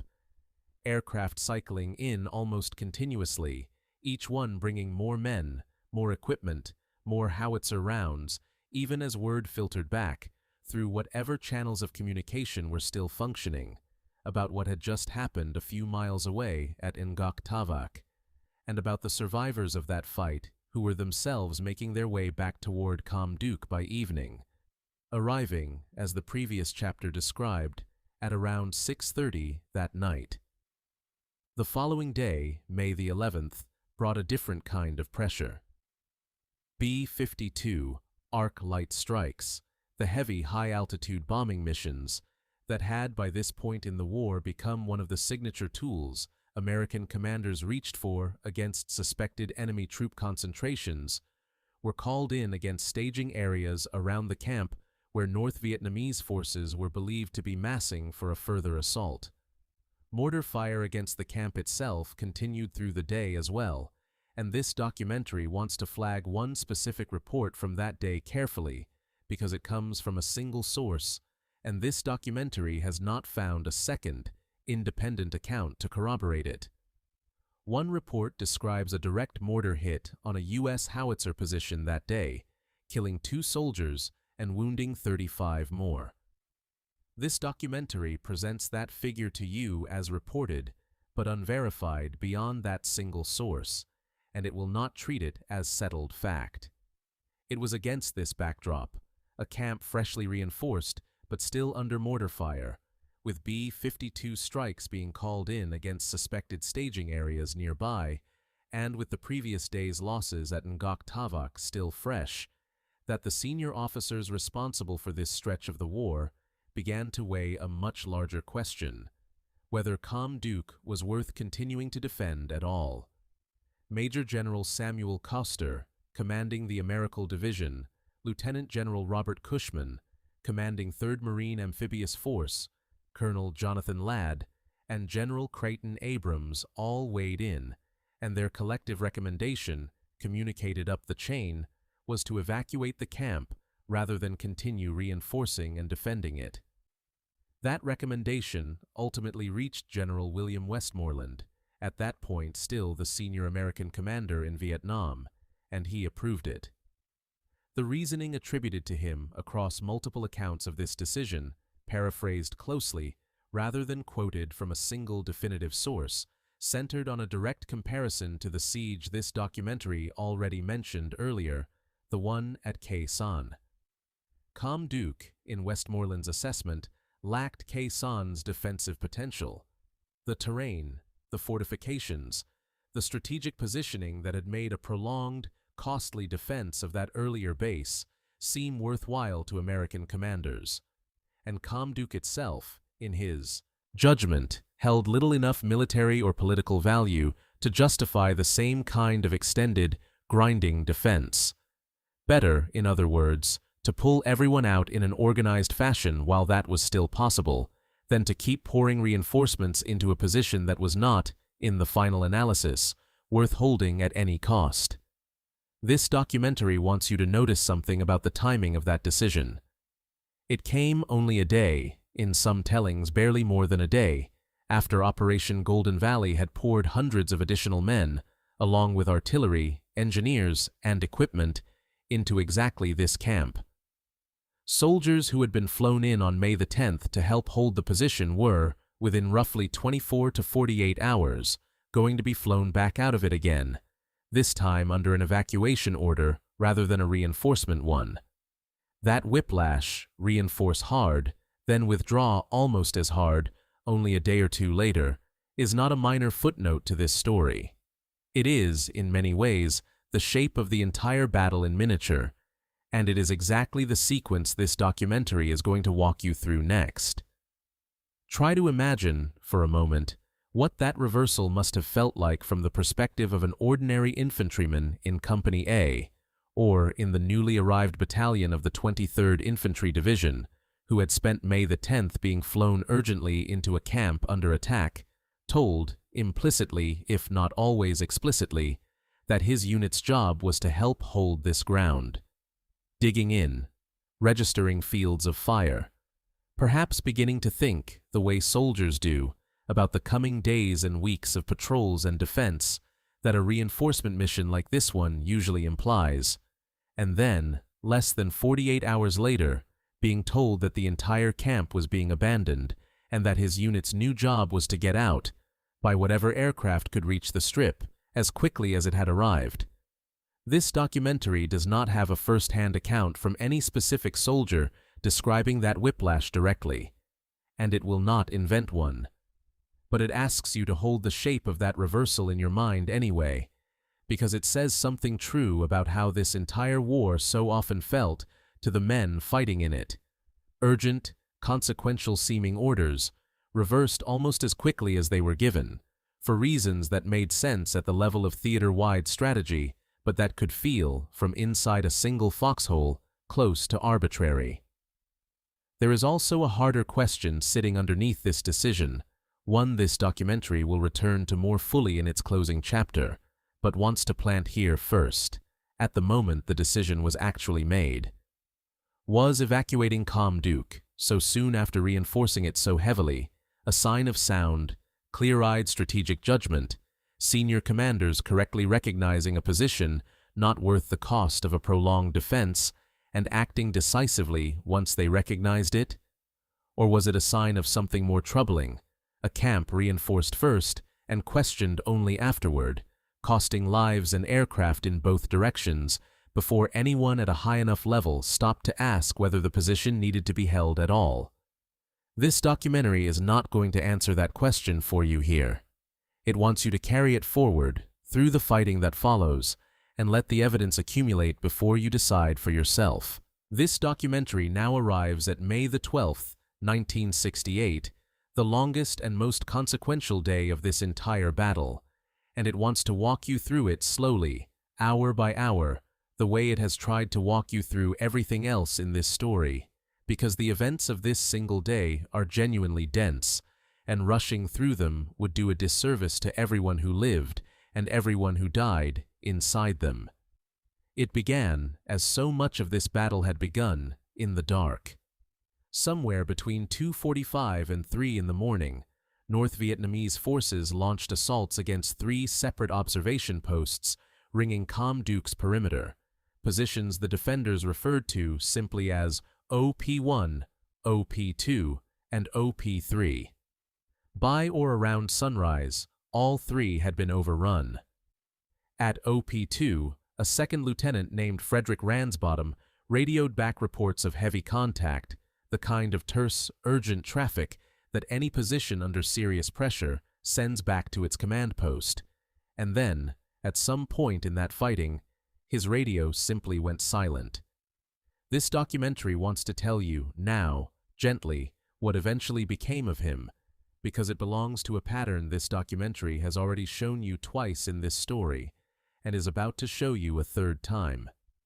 Ransbottom's remains, along with those of his radio man, a soldier remembered by the nickname Skip Skivington, were not identified until March of 2006, found together in the bunker at OP2, where the two of them had made their final stand, 38 years after that morning. This documentary is not going to dwell on the coincidence of how often this particular shape keeps recurring in this battle's story. Men lost in the chaos of a single morning, not recovered or identified until years or decades later.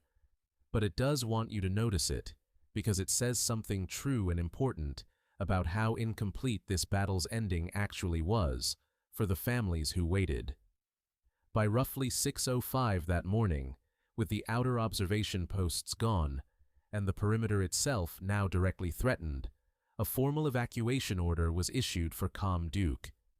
At 8:20, Brigadier General Burl McLaughlin was ordered to make what the record describes as an all-out effort to complete that evacuation, language that leaves little doubt about how urgent the situation on the ground had already become by that hour.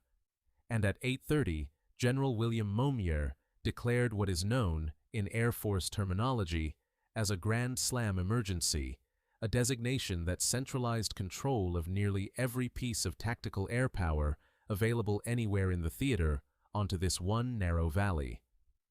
Over the course of the battle as a whole, something in the neighborhood of 350 individual sorties were flown by roughly 150 separate American and Allied aircraft drawn from the Air Force, the Marine Corps, the Navy, and the South Vietnamese Air Force alike. This documentary asked you, in its opening chapter, to picture the sky over this valley thick with aircraft. And this is the reason why. An extraordinary, almost unprecedented concentration of air power, assembled in a matter of hours, in service of pulling one remote camp's worth of people out alive. What followed, through the remainder of that day, was a long, rolling, and genuinely chaotic sequence of landings and takeoffs, helicopters of several different types, CH-47s, CH-46s, and UH-1s, alongside fixed-wing transports, C-130s, and C-123s, cycling in and out of the airstrip almost continuously, each one loading whoever could reach it and lifting off again under fire. This documentary wants to be honest with you about just how disorganized this process became, because more than one account of this day specifically describes 9 different units operating on the ground and in the air simultaneously, many of them using different radio frequencies and different communications equipment, which meant that coordinating this entire, sprawling effort in real time was, for long stretches of the day, close to impossible.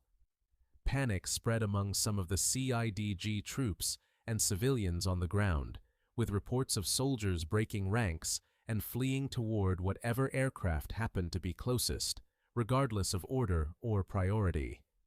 This documentary needs to flag one particular claim here with real care, because of how serious it is. One account of this day describes American troops threatening to shoot deserters outright in order to maintain some semblance of order at the airstrip and prevent the loading process from collapsing into an uncontrolled stampede.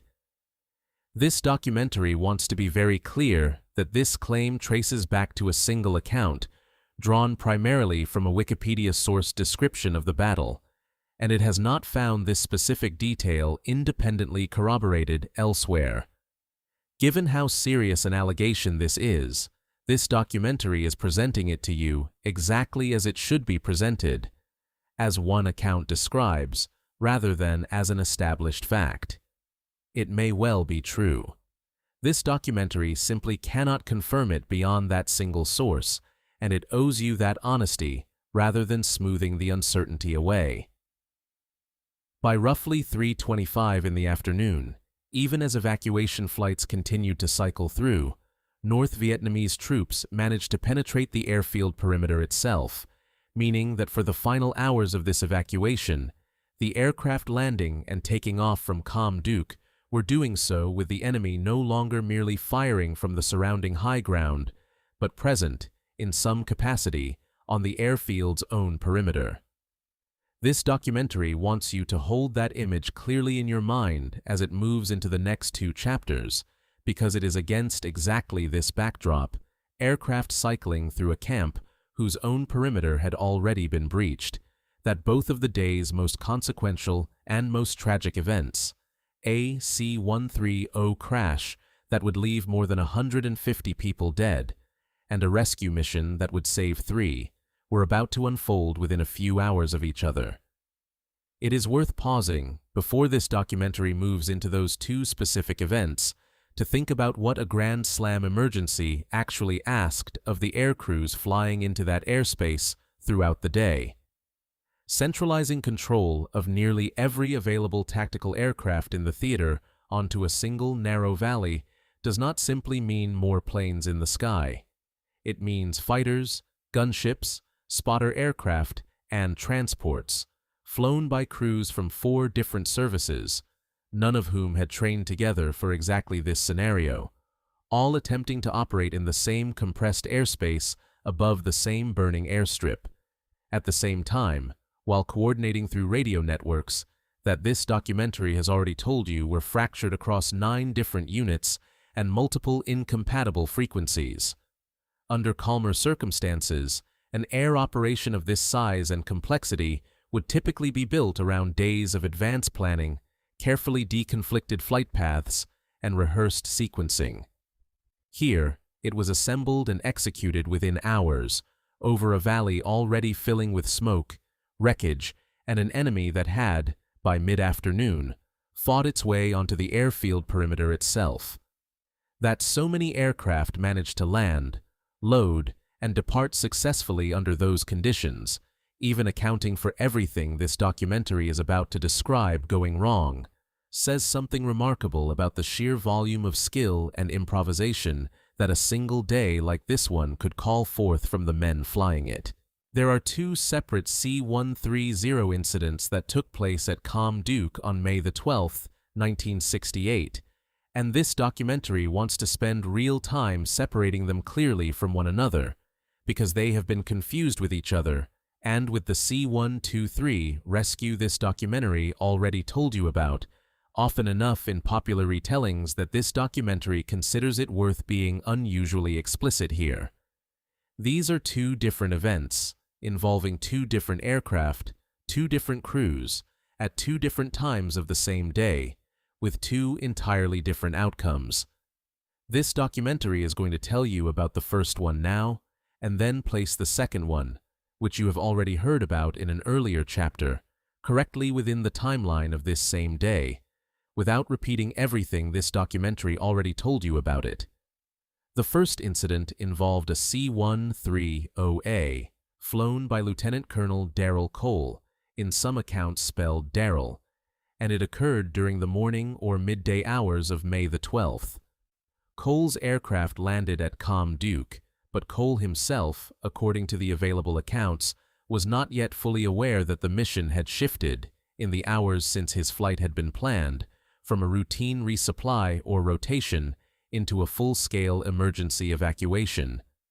The moment his aircraft touched down and began to slow, Vietnamese CIDG dependents on the ground, desperate for any seat on any aircraft leaving the camp, rushed the plane, climbing aboard in numbers, and in a manner that had clearly not been part of Cole's original mission planning. As Cole attempted to take off again, a mortar round struck near the aircraft, and the damage it caused was serious. The fuselage was hit, and a rear tire was flattened outright. Cole aborted the takeoff attempt and taxied the damaged aircraft back off the active runway. What followed was a genuinely remarkable, almost improvised effort at field repair, undertaken right there on the tarmac under continued mortar fire. According to at least one detailed account of this incident, the crew attempted to fix the damage using nothing more sophisticated than a blowtorch and bayonets, working against both the clock and the enemy's continuing fire. Eventually, that repair effort had to be abandoned when the mortar fire grew too heavy and too close to continue working safely in the open. Rather than abandon the aircraft entirely, Cole made the decision to get it airborne anyway, damaged tire, damaged rim, and all. He took off at roughly 80 knots, considerably slower and more delicate than a normal departure speed, carrying a partial load of passengers, though this documentary notes that the sources available to it disagree on the exact number and composition of who was actually aboard that aircraft when it finally left the ground. What matters, for the purposes of this documentary's telling, is the outcome. Cole got the damaged aircraft airborne and flew it out of the valley successfully. Nobody was left permanently behind because of this particular incident. The near disaster here belonged entirely to the aircraft itself, mortar damaged, running on a flattened tire and rim, rather than to the people aboard it. For this mission, Cole received the Silver Star, and the aircrew's achievement that day was recognized more broadly still with the Mackay Trophy, an award given annually for the most meritorious flight of the year by an Air Force crew. The second C-130 incident of that same day is one this documentary has already told you about in an earlier chapter, and it does not intend to repeat that full account here. But it belongs, chronologically, right after the story you just heard, and this documentary wants to place it correctly within the shape of the day before moving on. Roughly 3 hours or so after Cole's damaged aircraft limped out of the valley, at approximately 3 o'clock in the afternoon, Major Bernard Bucher's C-130B took off from that same runway, carrying roughly 150 South Vietnamese civilian evacuees, along with his Air Force crew, and, by at least one account, a Special Forces captain riding along as well. This documentary already told you what happened next. Ground fire struck the aircraft shortly after takeoff, and it went down in a ravine less than a mile from the runway it had just left, killing everyone aboard in what was, at the time, reported as the deadliest single aircraft disaster the world had yet recorded. This documentary wants to leave you, at the end of this chapter, with the shape of that single afternoon held clearly in your mind.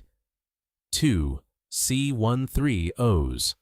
One badly damaged, flown out anyway on a flattened tire, its crew decorated for the achievement of simply getting it home. The other struck after takeoff and lost entirely, along with everyone it carried, within a mile of the same strip of ground. 2 aircraft of the same type, flying out of the same valley, within roughly 3 hours of each other, and 2 outcomes as different from one another as any 2 events in this entire battle. This documentary wants to dwell, briefly, on why this particular pair of incidents has caused so much confusion in the years since, beyond the simple fact of shared aircraft type. Both incidents involved a C-130 landing at Kham Duc late in its final day. Both involved that aircraft loading Vietnamese civilian evacuees under chaotic high-pressure conditions. Both involved the aircraft taking fire either on the ground or immediately after takeoff. To someone assembling a quick summary of the battle from secondary sources, without checking the underlying details carefully, it would be entirely understandable to conflate the two, to remember only the general shape, a damaged C-130 evacuees, fire, and to lose track of which specific outcome belonged to which specific flight. This documentary has tried, throughout this chapter, to keep the two firmly separated by name, by call sign, by exact time of day, and by outcome, precisely because that conflation is common enough in casual retellings that a careful viewer deserves to have it untangled clearly, once and for all. It is also worth noting how differently these 2 incidents were remembered afterward, which is itself a kind of quiet commentary on how history tends to record its outcomes. Cole's flight, despite being genuinely harrowing, a damaged fuselage, a flattened tire, an improvised repair attempt abandoned under mortar fire, and a landing gear limping home at reduced speed, is remembered today largely through the language of achievement. A Silver Star, a Mackay Trophy, a story of skill and nerve under pressure that ended, for everyone aboard, in survival. Bucher's flight, carrying a far larger and more vulnerable human cargo, ended in catastrophe, and is remembered accordingly through the more solemn language of posthumous honors and casualty counts. Both men did essentially the same job, under essentially the same pressure, on the same afternoon, in the same valley. Only the outcome separates how each of their stories gets told.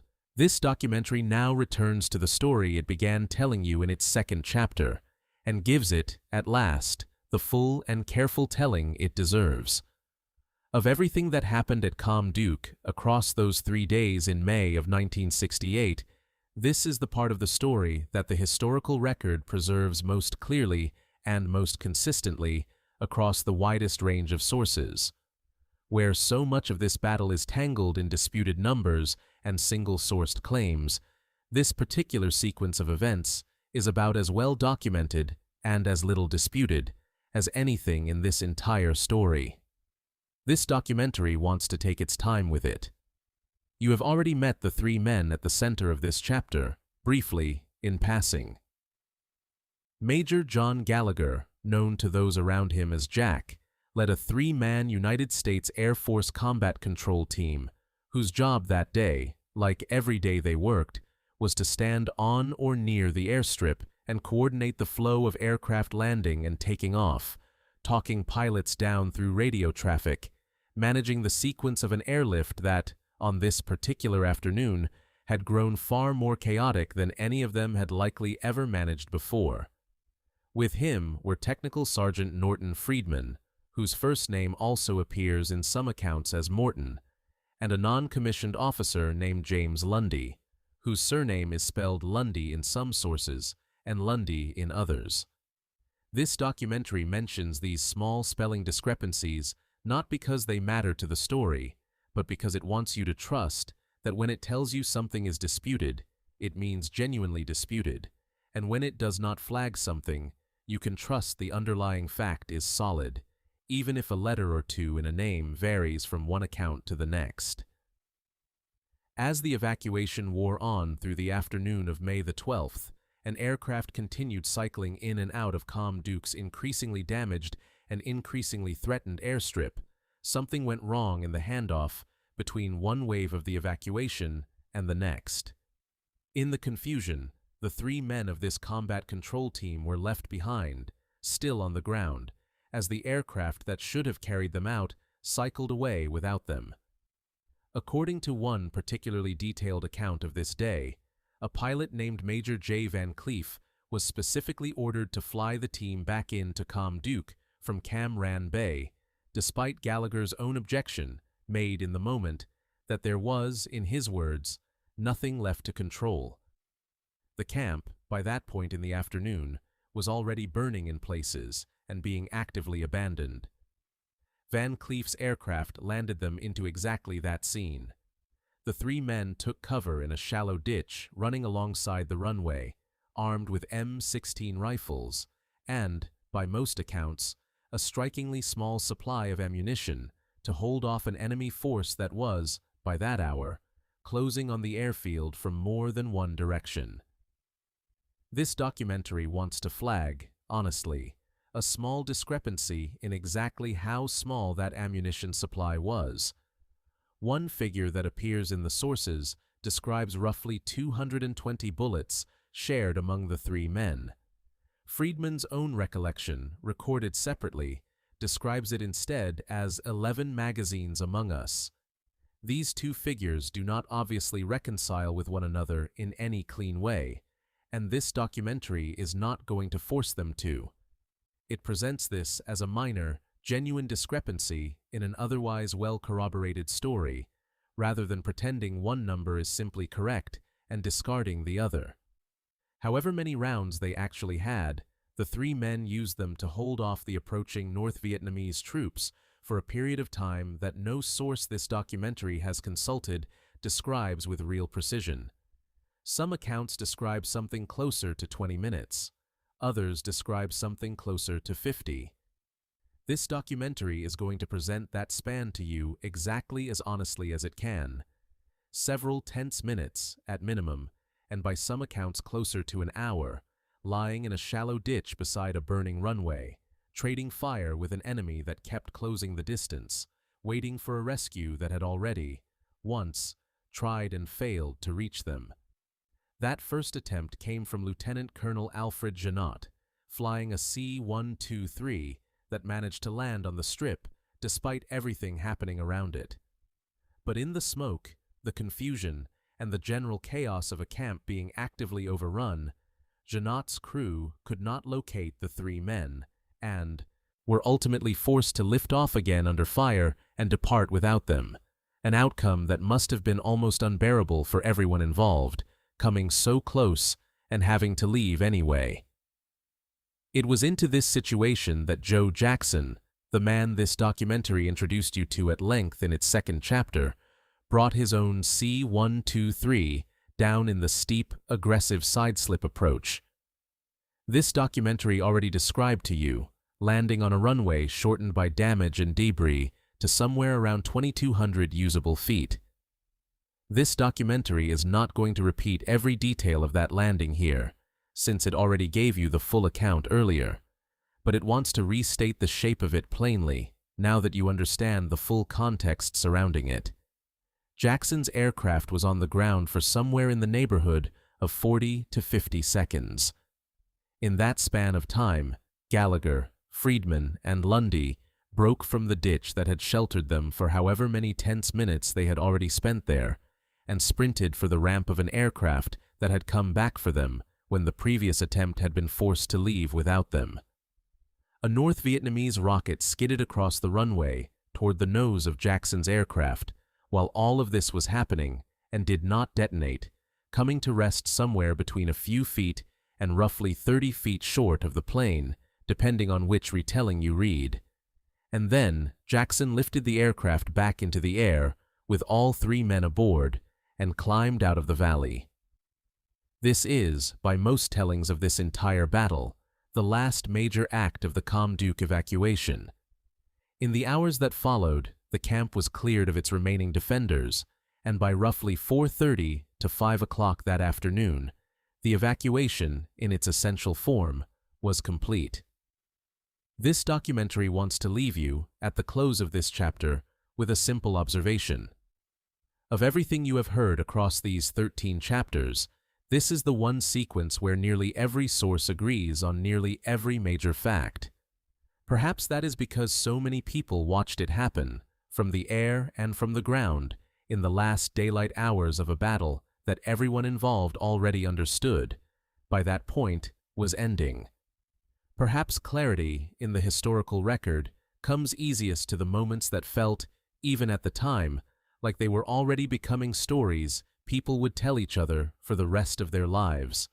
Think, for a moment, about what those three men in the ditch actually experienced, in the most literal and physical sense, during whatever span of minutes it actually was. Not the citation language, not the tidy after-action summary, but the felt texture of it. The noise of a camp burning around them, the crack of their own rifles fired in short, careful bursts to conserve rounds they knew were running low. The sight of one rescue aircraft actually landing, actually so close to saving them, and then lifting off again without them, engines climbing away while they were still pinned in that ditch. And then, some unknown number of minutes later, the sound of a second aircraft, Jackson's aircraft, committing to that same impossible approach anyway. This documentary does not know exactly what Gallagher, Friedman, and Lundy said to each other in that ditch, if they said anything at all beyond the terse, functional language of men trying to survive the next 30 seconds.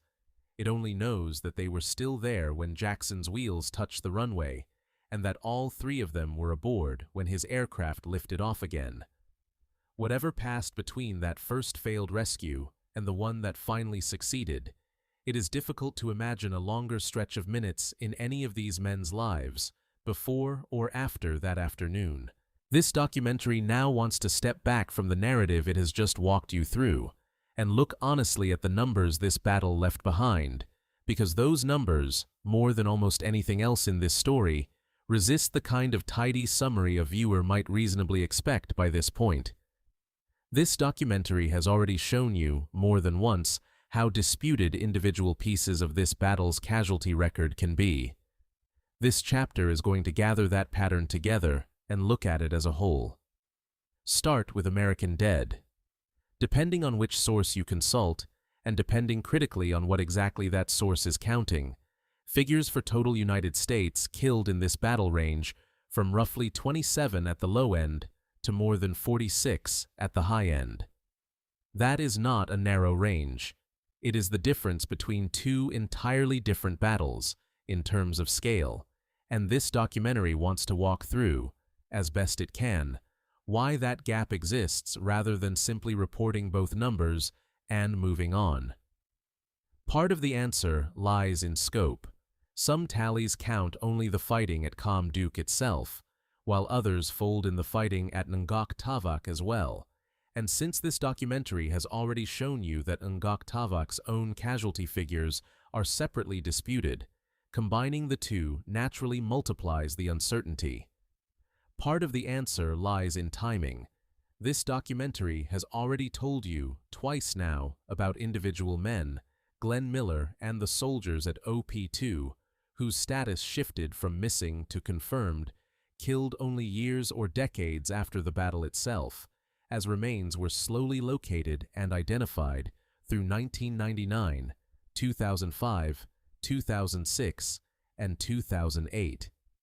A count taken in the weeks after the battle, and a count taken after all of that patient forensic work had concluded will simply not match, and neither one is wrong so much as each one reflects what was actually known at the moment it was compiled.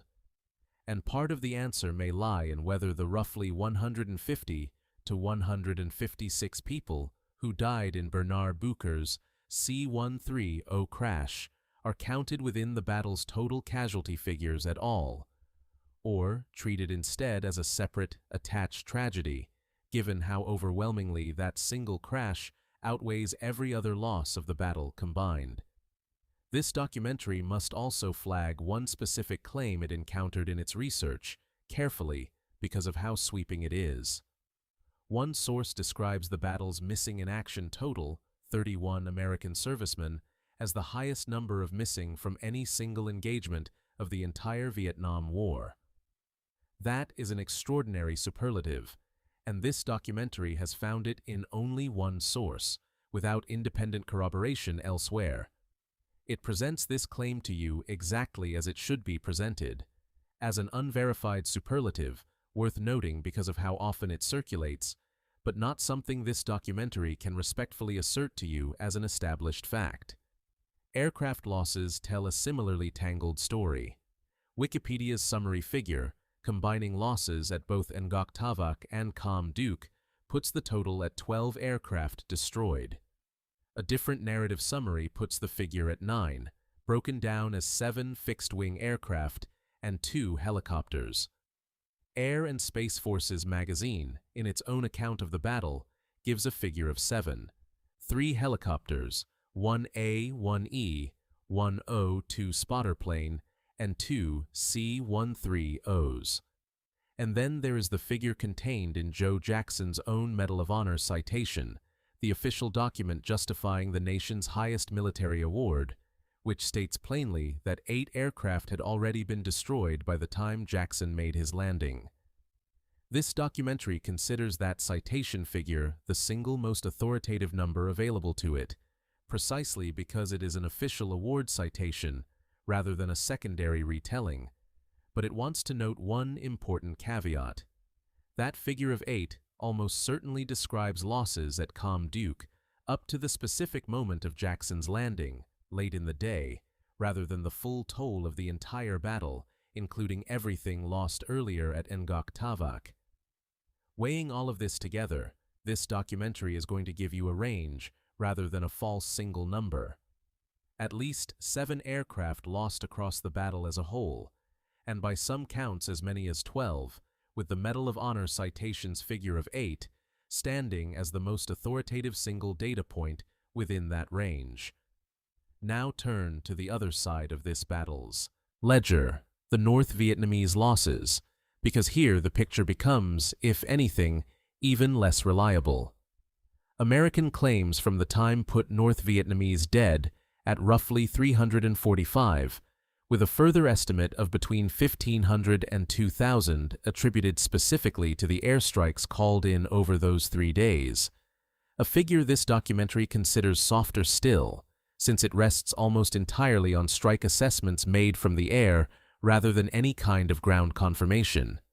And here is where this documentary wants to slow down and make a point it considers genuinely important, not just about this battle, but about how the entire war reported its own casualties on both sides. The North Vietnamese account of this same battle, according to Wikipedia's summary, claimed roughly 300 American soldiers killed and 104 captured, including 2 American advisors. This documentary wants you to compare that claim against what you already know from earlier chapters to be true. The actual number of confirmed American prisoners taken in this entire battle was 1. A single soldier, Specialist 4th Class Julius Long, captured on May the 12th, held for roughly 3 years, and released in March of 1973. 1 confirmed prisoner against a claim of 104. This documentary does not offer that comparison to embarrass one side more than the other. It offers it because it is a genuinely useful, tellable lesson about how casualty claims worked, on both sides, throughout the entirety of this war, a pattern this channel's earlier videos have touched on before and will likely touch on again. Combat reports written in the heat and confusion of battle, filtered upward through chains of command that had their own institutional incentives to report favorable outcomes, produced numbers on both sides that inflated the enemy's losses and, in some cases, its captures, well beyond what the verifiable record can support. It is not that either side was uniquely dishonest. It is that this is, apparently, simply what happens to casualty figures in a long, grinding war on both sides of the line, and this battle happens to preserve an unusually clear, checkable example of exactly that pattern. Before this documentary moves to its final chapter, it wants to correct one more claim directly and plainly, because it is a claim this documentary went looking for specifically, expecting to find it, and did not. You may encounter, somewhere in the wider popular record of this battle, an assertion that an AC-47 spooky gunship was shot down during the fighting at Kham Duc or Ngoc Tavak. This documentary wants to state clearly that it found no support for that claim anywhere in the sources available to it. Not in either of Wikipedia's 2 dedicated articles on this battle, not across 3 separate pieces published by HistoryNet, not in the Air and Space Forces magazine account, not in Rolling Thunder Remembered, and not in a specialist database that tracks AC-47 combat losses specifically. That database does record 2 AC-47 losses in May of 1968, call signs Spooky 33 and Spooky 22. But those losses occurred at Pleiku on May the 4th, an entirely different battle, in an entirely different place, on an entirely different date. The spooky gunship that arrived over Ngoc Tavak at 4:20 in the morning on May the 10th, this documentary already told you, stayed in the fight and stayed in the air. If you encounter a claim anywhere suggesting otherwise, this documentary wants you to know, clearly, that its own research does not support it. What this documentary hopes you carry away from the last 2 hours is not, in the end, a set of casualty figures or unit designations, however carefully those have been laid out across the chapters you have just heard. It is the shape of a handful of specific lives, and the shape of a battle that most people, even people who consider themselves reasonably well-versed in the history of the Vietnam War, have simply never heard of. Before this documentary closes, it wants to spend a little time with how this battle has been written about, remembered, and argued over in the decades since, because that afterlife is itself part of the story. The most substantial book-length treatment of this battle is Bait, The Battle of Kham Duc, written by James D. McElroy and Gregory W. Sanders, first published by Casement and later issued in a revised edition. McElroy's account carries a particular weight that this documentary wants you to understand clearly. He was present at the battle himself, which makes his book something closer to a participant's history than a purely academic one. The book's central argument, the one embedded in its title, deserves to be presented carefully and fairly, because it is easy to misread at a glance. McElroy and Sanders are not arguing that any specific unit at Kham Duc was formally, officially designated as bait, sent out with paperwork somewhere ordering it to be sacrificed. Their argument is more structural, and in some ways more unsettling than that would be. It is that General Westmoreland's broader strategy in this stage of the war, a strategy of attrition built around luring North Vietnamese forces into large, costly engagements where superior American firepower could then be brought to bear and destroy them, created conditions in which an outcome like Kham Duc, a remote camp reinforced heavily and then abandoned within days, was not unwelcome to the commanders running that broader strategy, even if it had not been engineered camp by camp, battle by battle, in advance. This documentary considers that a genuine, defensible piece of historical reframing worth taking seriously rather than dismissing, and it wants to present the strongest counterargument to it as well, in fairness. That counterargument comes, in part, from General Crichton Abrams himself, one of the senior commanders. This documentary already told you weighed in on the decision to evacuate. Abrams is reported to have characterized the entire episode, afterward, simply as a minor disaster, language that suggests a commander processing a real, painful setback rather than a strategist quietly pleased with how a trap had sprung. And at least one historian, quoted second-hand in accounts of this battle, has described Kham Duc as a caisson in reverse, a phrase this documentary finds genuinely useful for understanding how the battle sits in the wider history of the war. Caisson, this documentary reminded you earlier, was held for months at extraordinary cost in American lives and resources, and then quietly abandoned only a few months after the siege finally lifted, a decision that struck many observers at the time as difficult to reconcile with how hard the position had just been defended. Kham Duc inverted that pattern entirely, reinforced heavily, defended briefly, and lost within days, despite substantial reinforcement, an extraordinary concentration of tactical air power and real casualties on the American and Allied side. Several of the sources this documentary has drawn on describe the outcome plainly as a North Vietnamese tactical victory, and this documentary is not going to soften that description for you.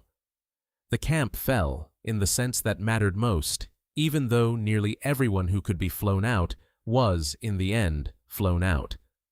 On the specific fighting at Ngoc Tavac, and particularly on the experience of the Australian training team whose story this documentary told you in an earlier chapter, the strongest single source available is Bruce Davies' book, The Battle at Ngoc Tavac, Allied Valor and Defeat in Vietnam, published by Texas Tech University Press.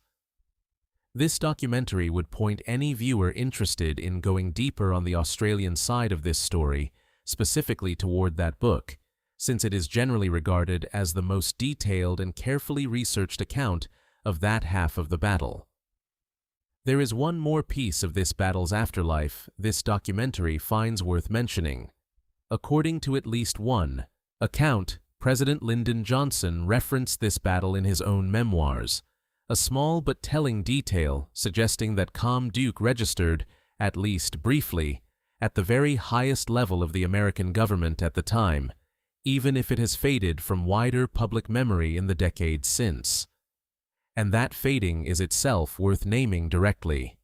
Multiple independent sources, writing at different times and for different publications, have described Kham Duc using strikingly similar language. The least known major battle of the Vietnam War, or, in another formulation, one of the least known and most misunderstood engagements of the entire conflict. This documentary has found that characterization repeated often enough by different writers working independently of one another that it considers it a reasonably well-supported description of how this battle actually sits in the historical record, rather than simply one author's marketing language borrowed by others. This documentary should also tell you plainly what it did not find in the course of preparing this account, because absence of evidence is not the same thing as evidence of absence, and it wants to be careful about that distinction. It found no dedicated memorial or museum exhibit specifically devoted to Kham Duc or Ngoc Tavak, distinct from the general infrastructure of Vietnam War remembrance that touches every battle of this war in some form, the black granite of the wall in Washington bearing the names of the fallen, the graves at Arlington. This documentary has already told you about twice the ongoing case files maintained by the Defense POW/MIA accounting agency. It found no standalone Veterans Association organized specifically around this battle, the way some larger, more famous engagements of this war have their own dedicated reunion groups and preservation societies. And it found no existing feature-length documentary treatment of this battle at all, anywhere, before this one.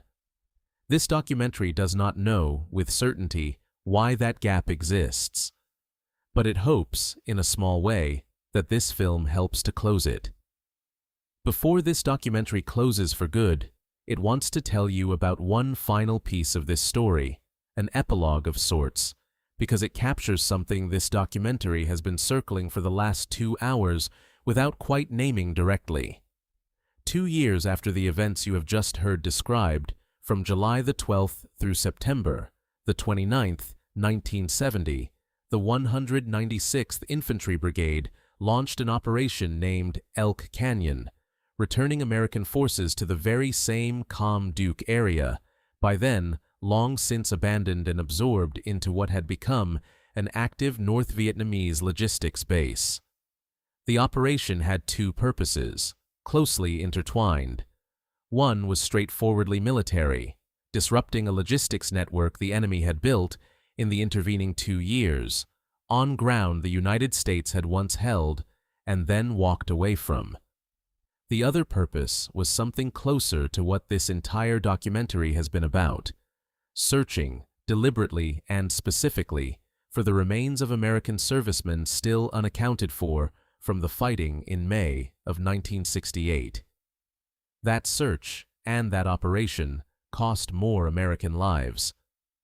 A CH-47 helicopter was shot down during a troop landing in the course of Elk Canyon, killing 31 men in a single loss, part of a total of 37 American deaths across the operation as a whole. Sit with that for a moment, the way this documentary has asked you to sit with so much else across this telling. 2 years after Kham Duc was evacuated under fire, America sent its soldiers back to that same stretch of jungle to fight over ground it had already given up once, and to look for its own dead, and in doing so, it added new names to a list that was already, by that point, far too long. That is where this documentary will leave you, not with a clean victory, and not with a clean defeat either, but with a battle that was won by neither side in any way that satisfied anyone, fought over ground that changed hands back, and was finally abandoned to the jungle it had been carved out of, remembered afterward, when it was remembered at all, mostly by the families of the men who never fully came home from it until decades of patient, careful work finally brought them back. Joe Jackson lived to be 95 and died an old man at peace, half a century after the afternoon that made him briefly famous. Bernard Bucher did not get that same gift. Glenn Miller's family waited 37 years for an answer that was, in the end, only ever going to be a sad one. None of them, in May of 1968, lying in a ditch beside a runway, or bringing a damaged aircraft down onto a shortened strip, or watching a C-130 disappear into a ravine a mile from where it had just taken off, knew how any of it would eventually be remembered, or whether it would be remembered at all. That argument about bait, about minor disasters, about Khe Sanh in reverse, belonged to the generals and the historians who came after. What belonged to the men themselves, in that valley, in those 3 days, was simply the trying to hold, the trying to reinforce, and finally, when holding was no longer possible, the trying, against smoke and fire and a runway that was falling apart under them, to get each other out alive. Rest well, and thank you for spending these 2 hours with them.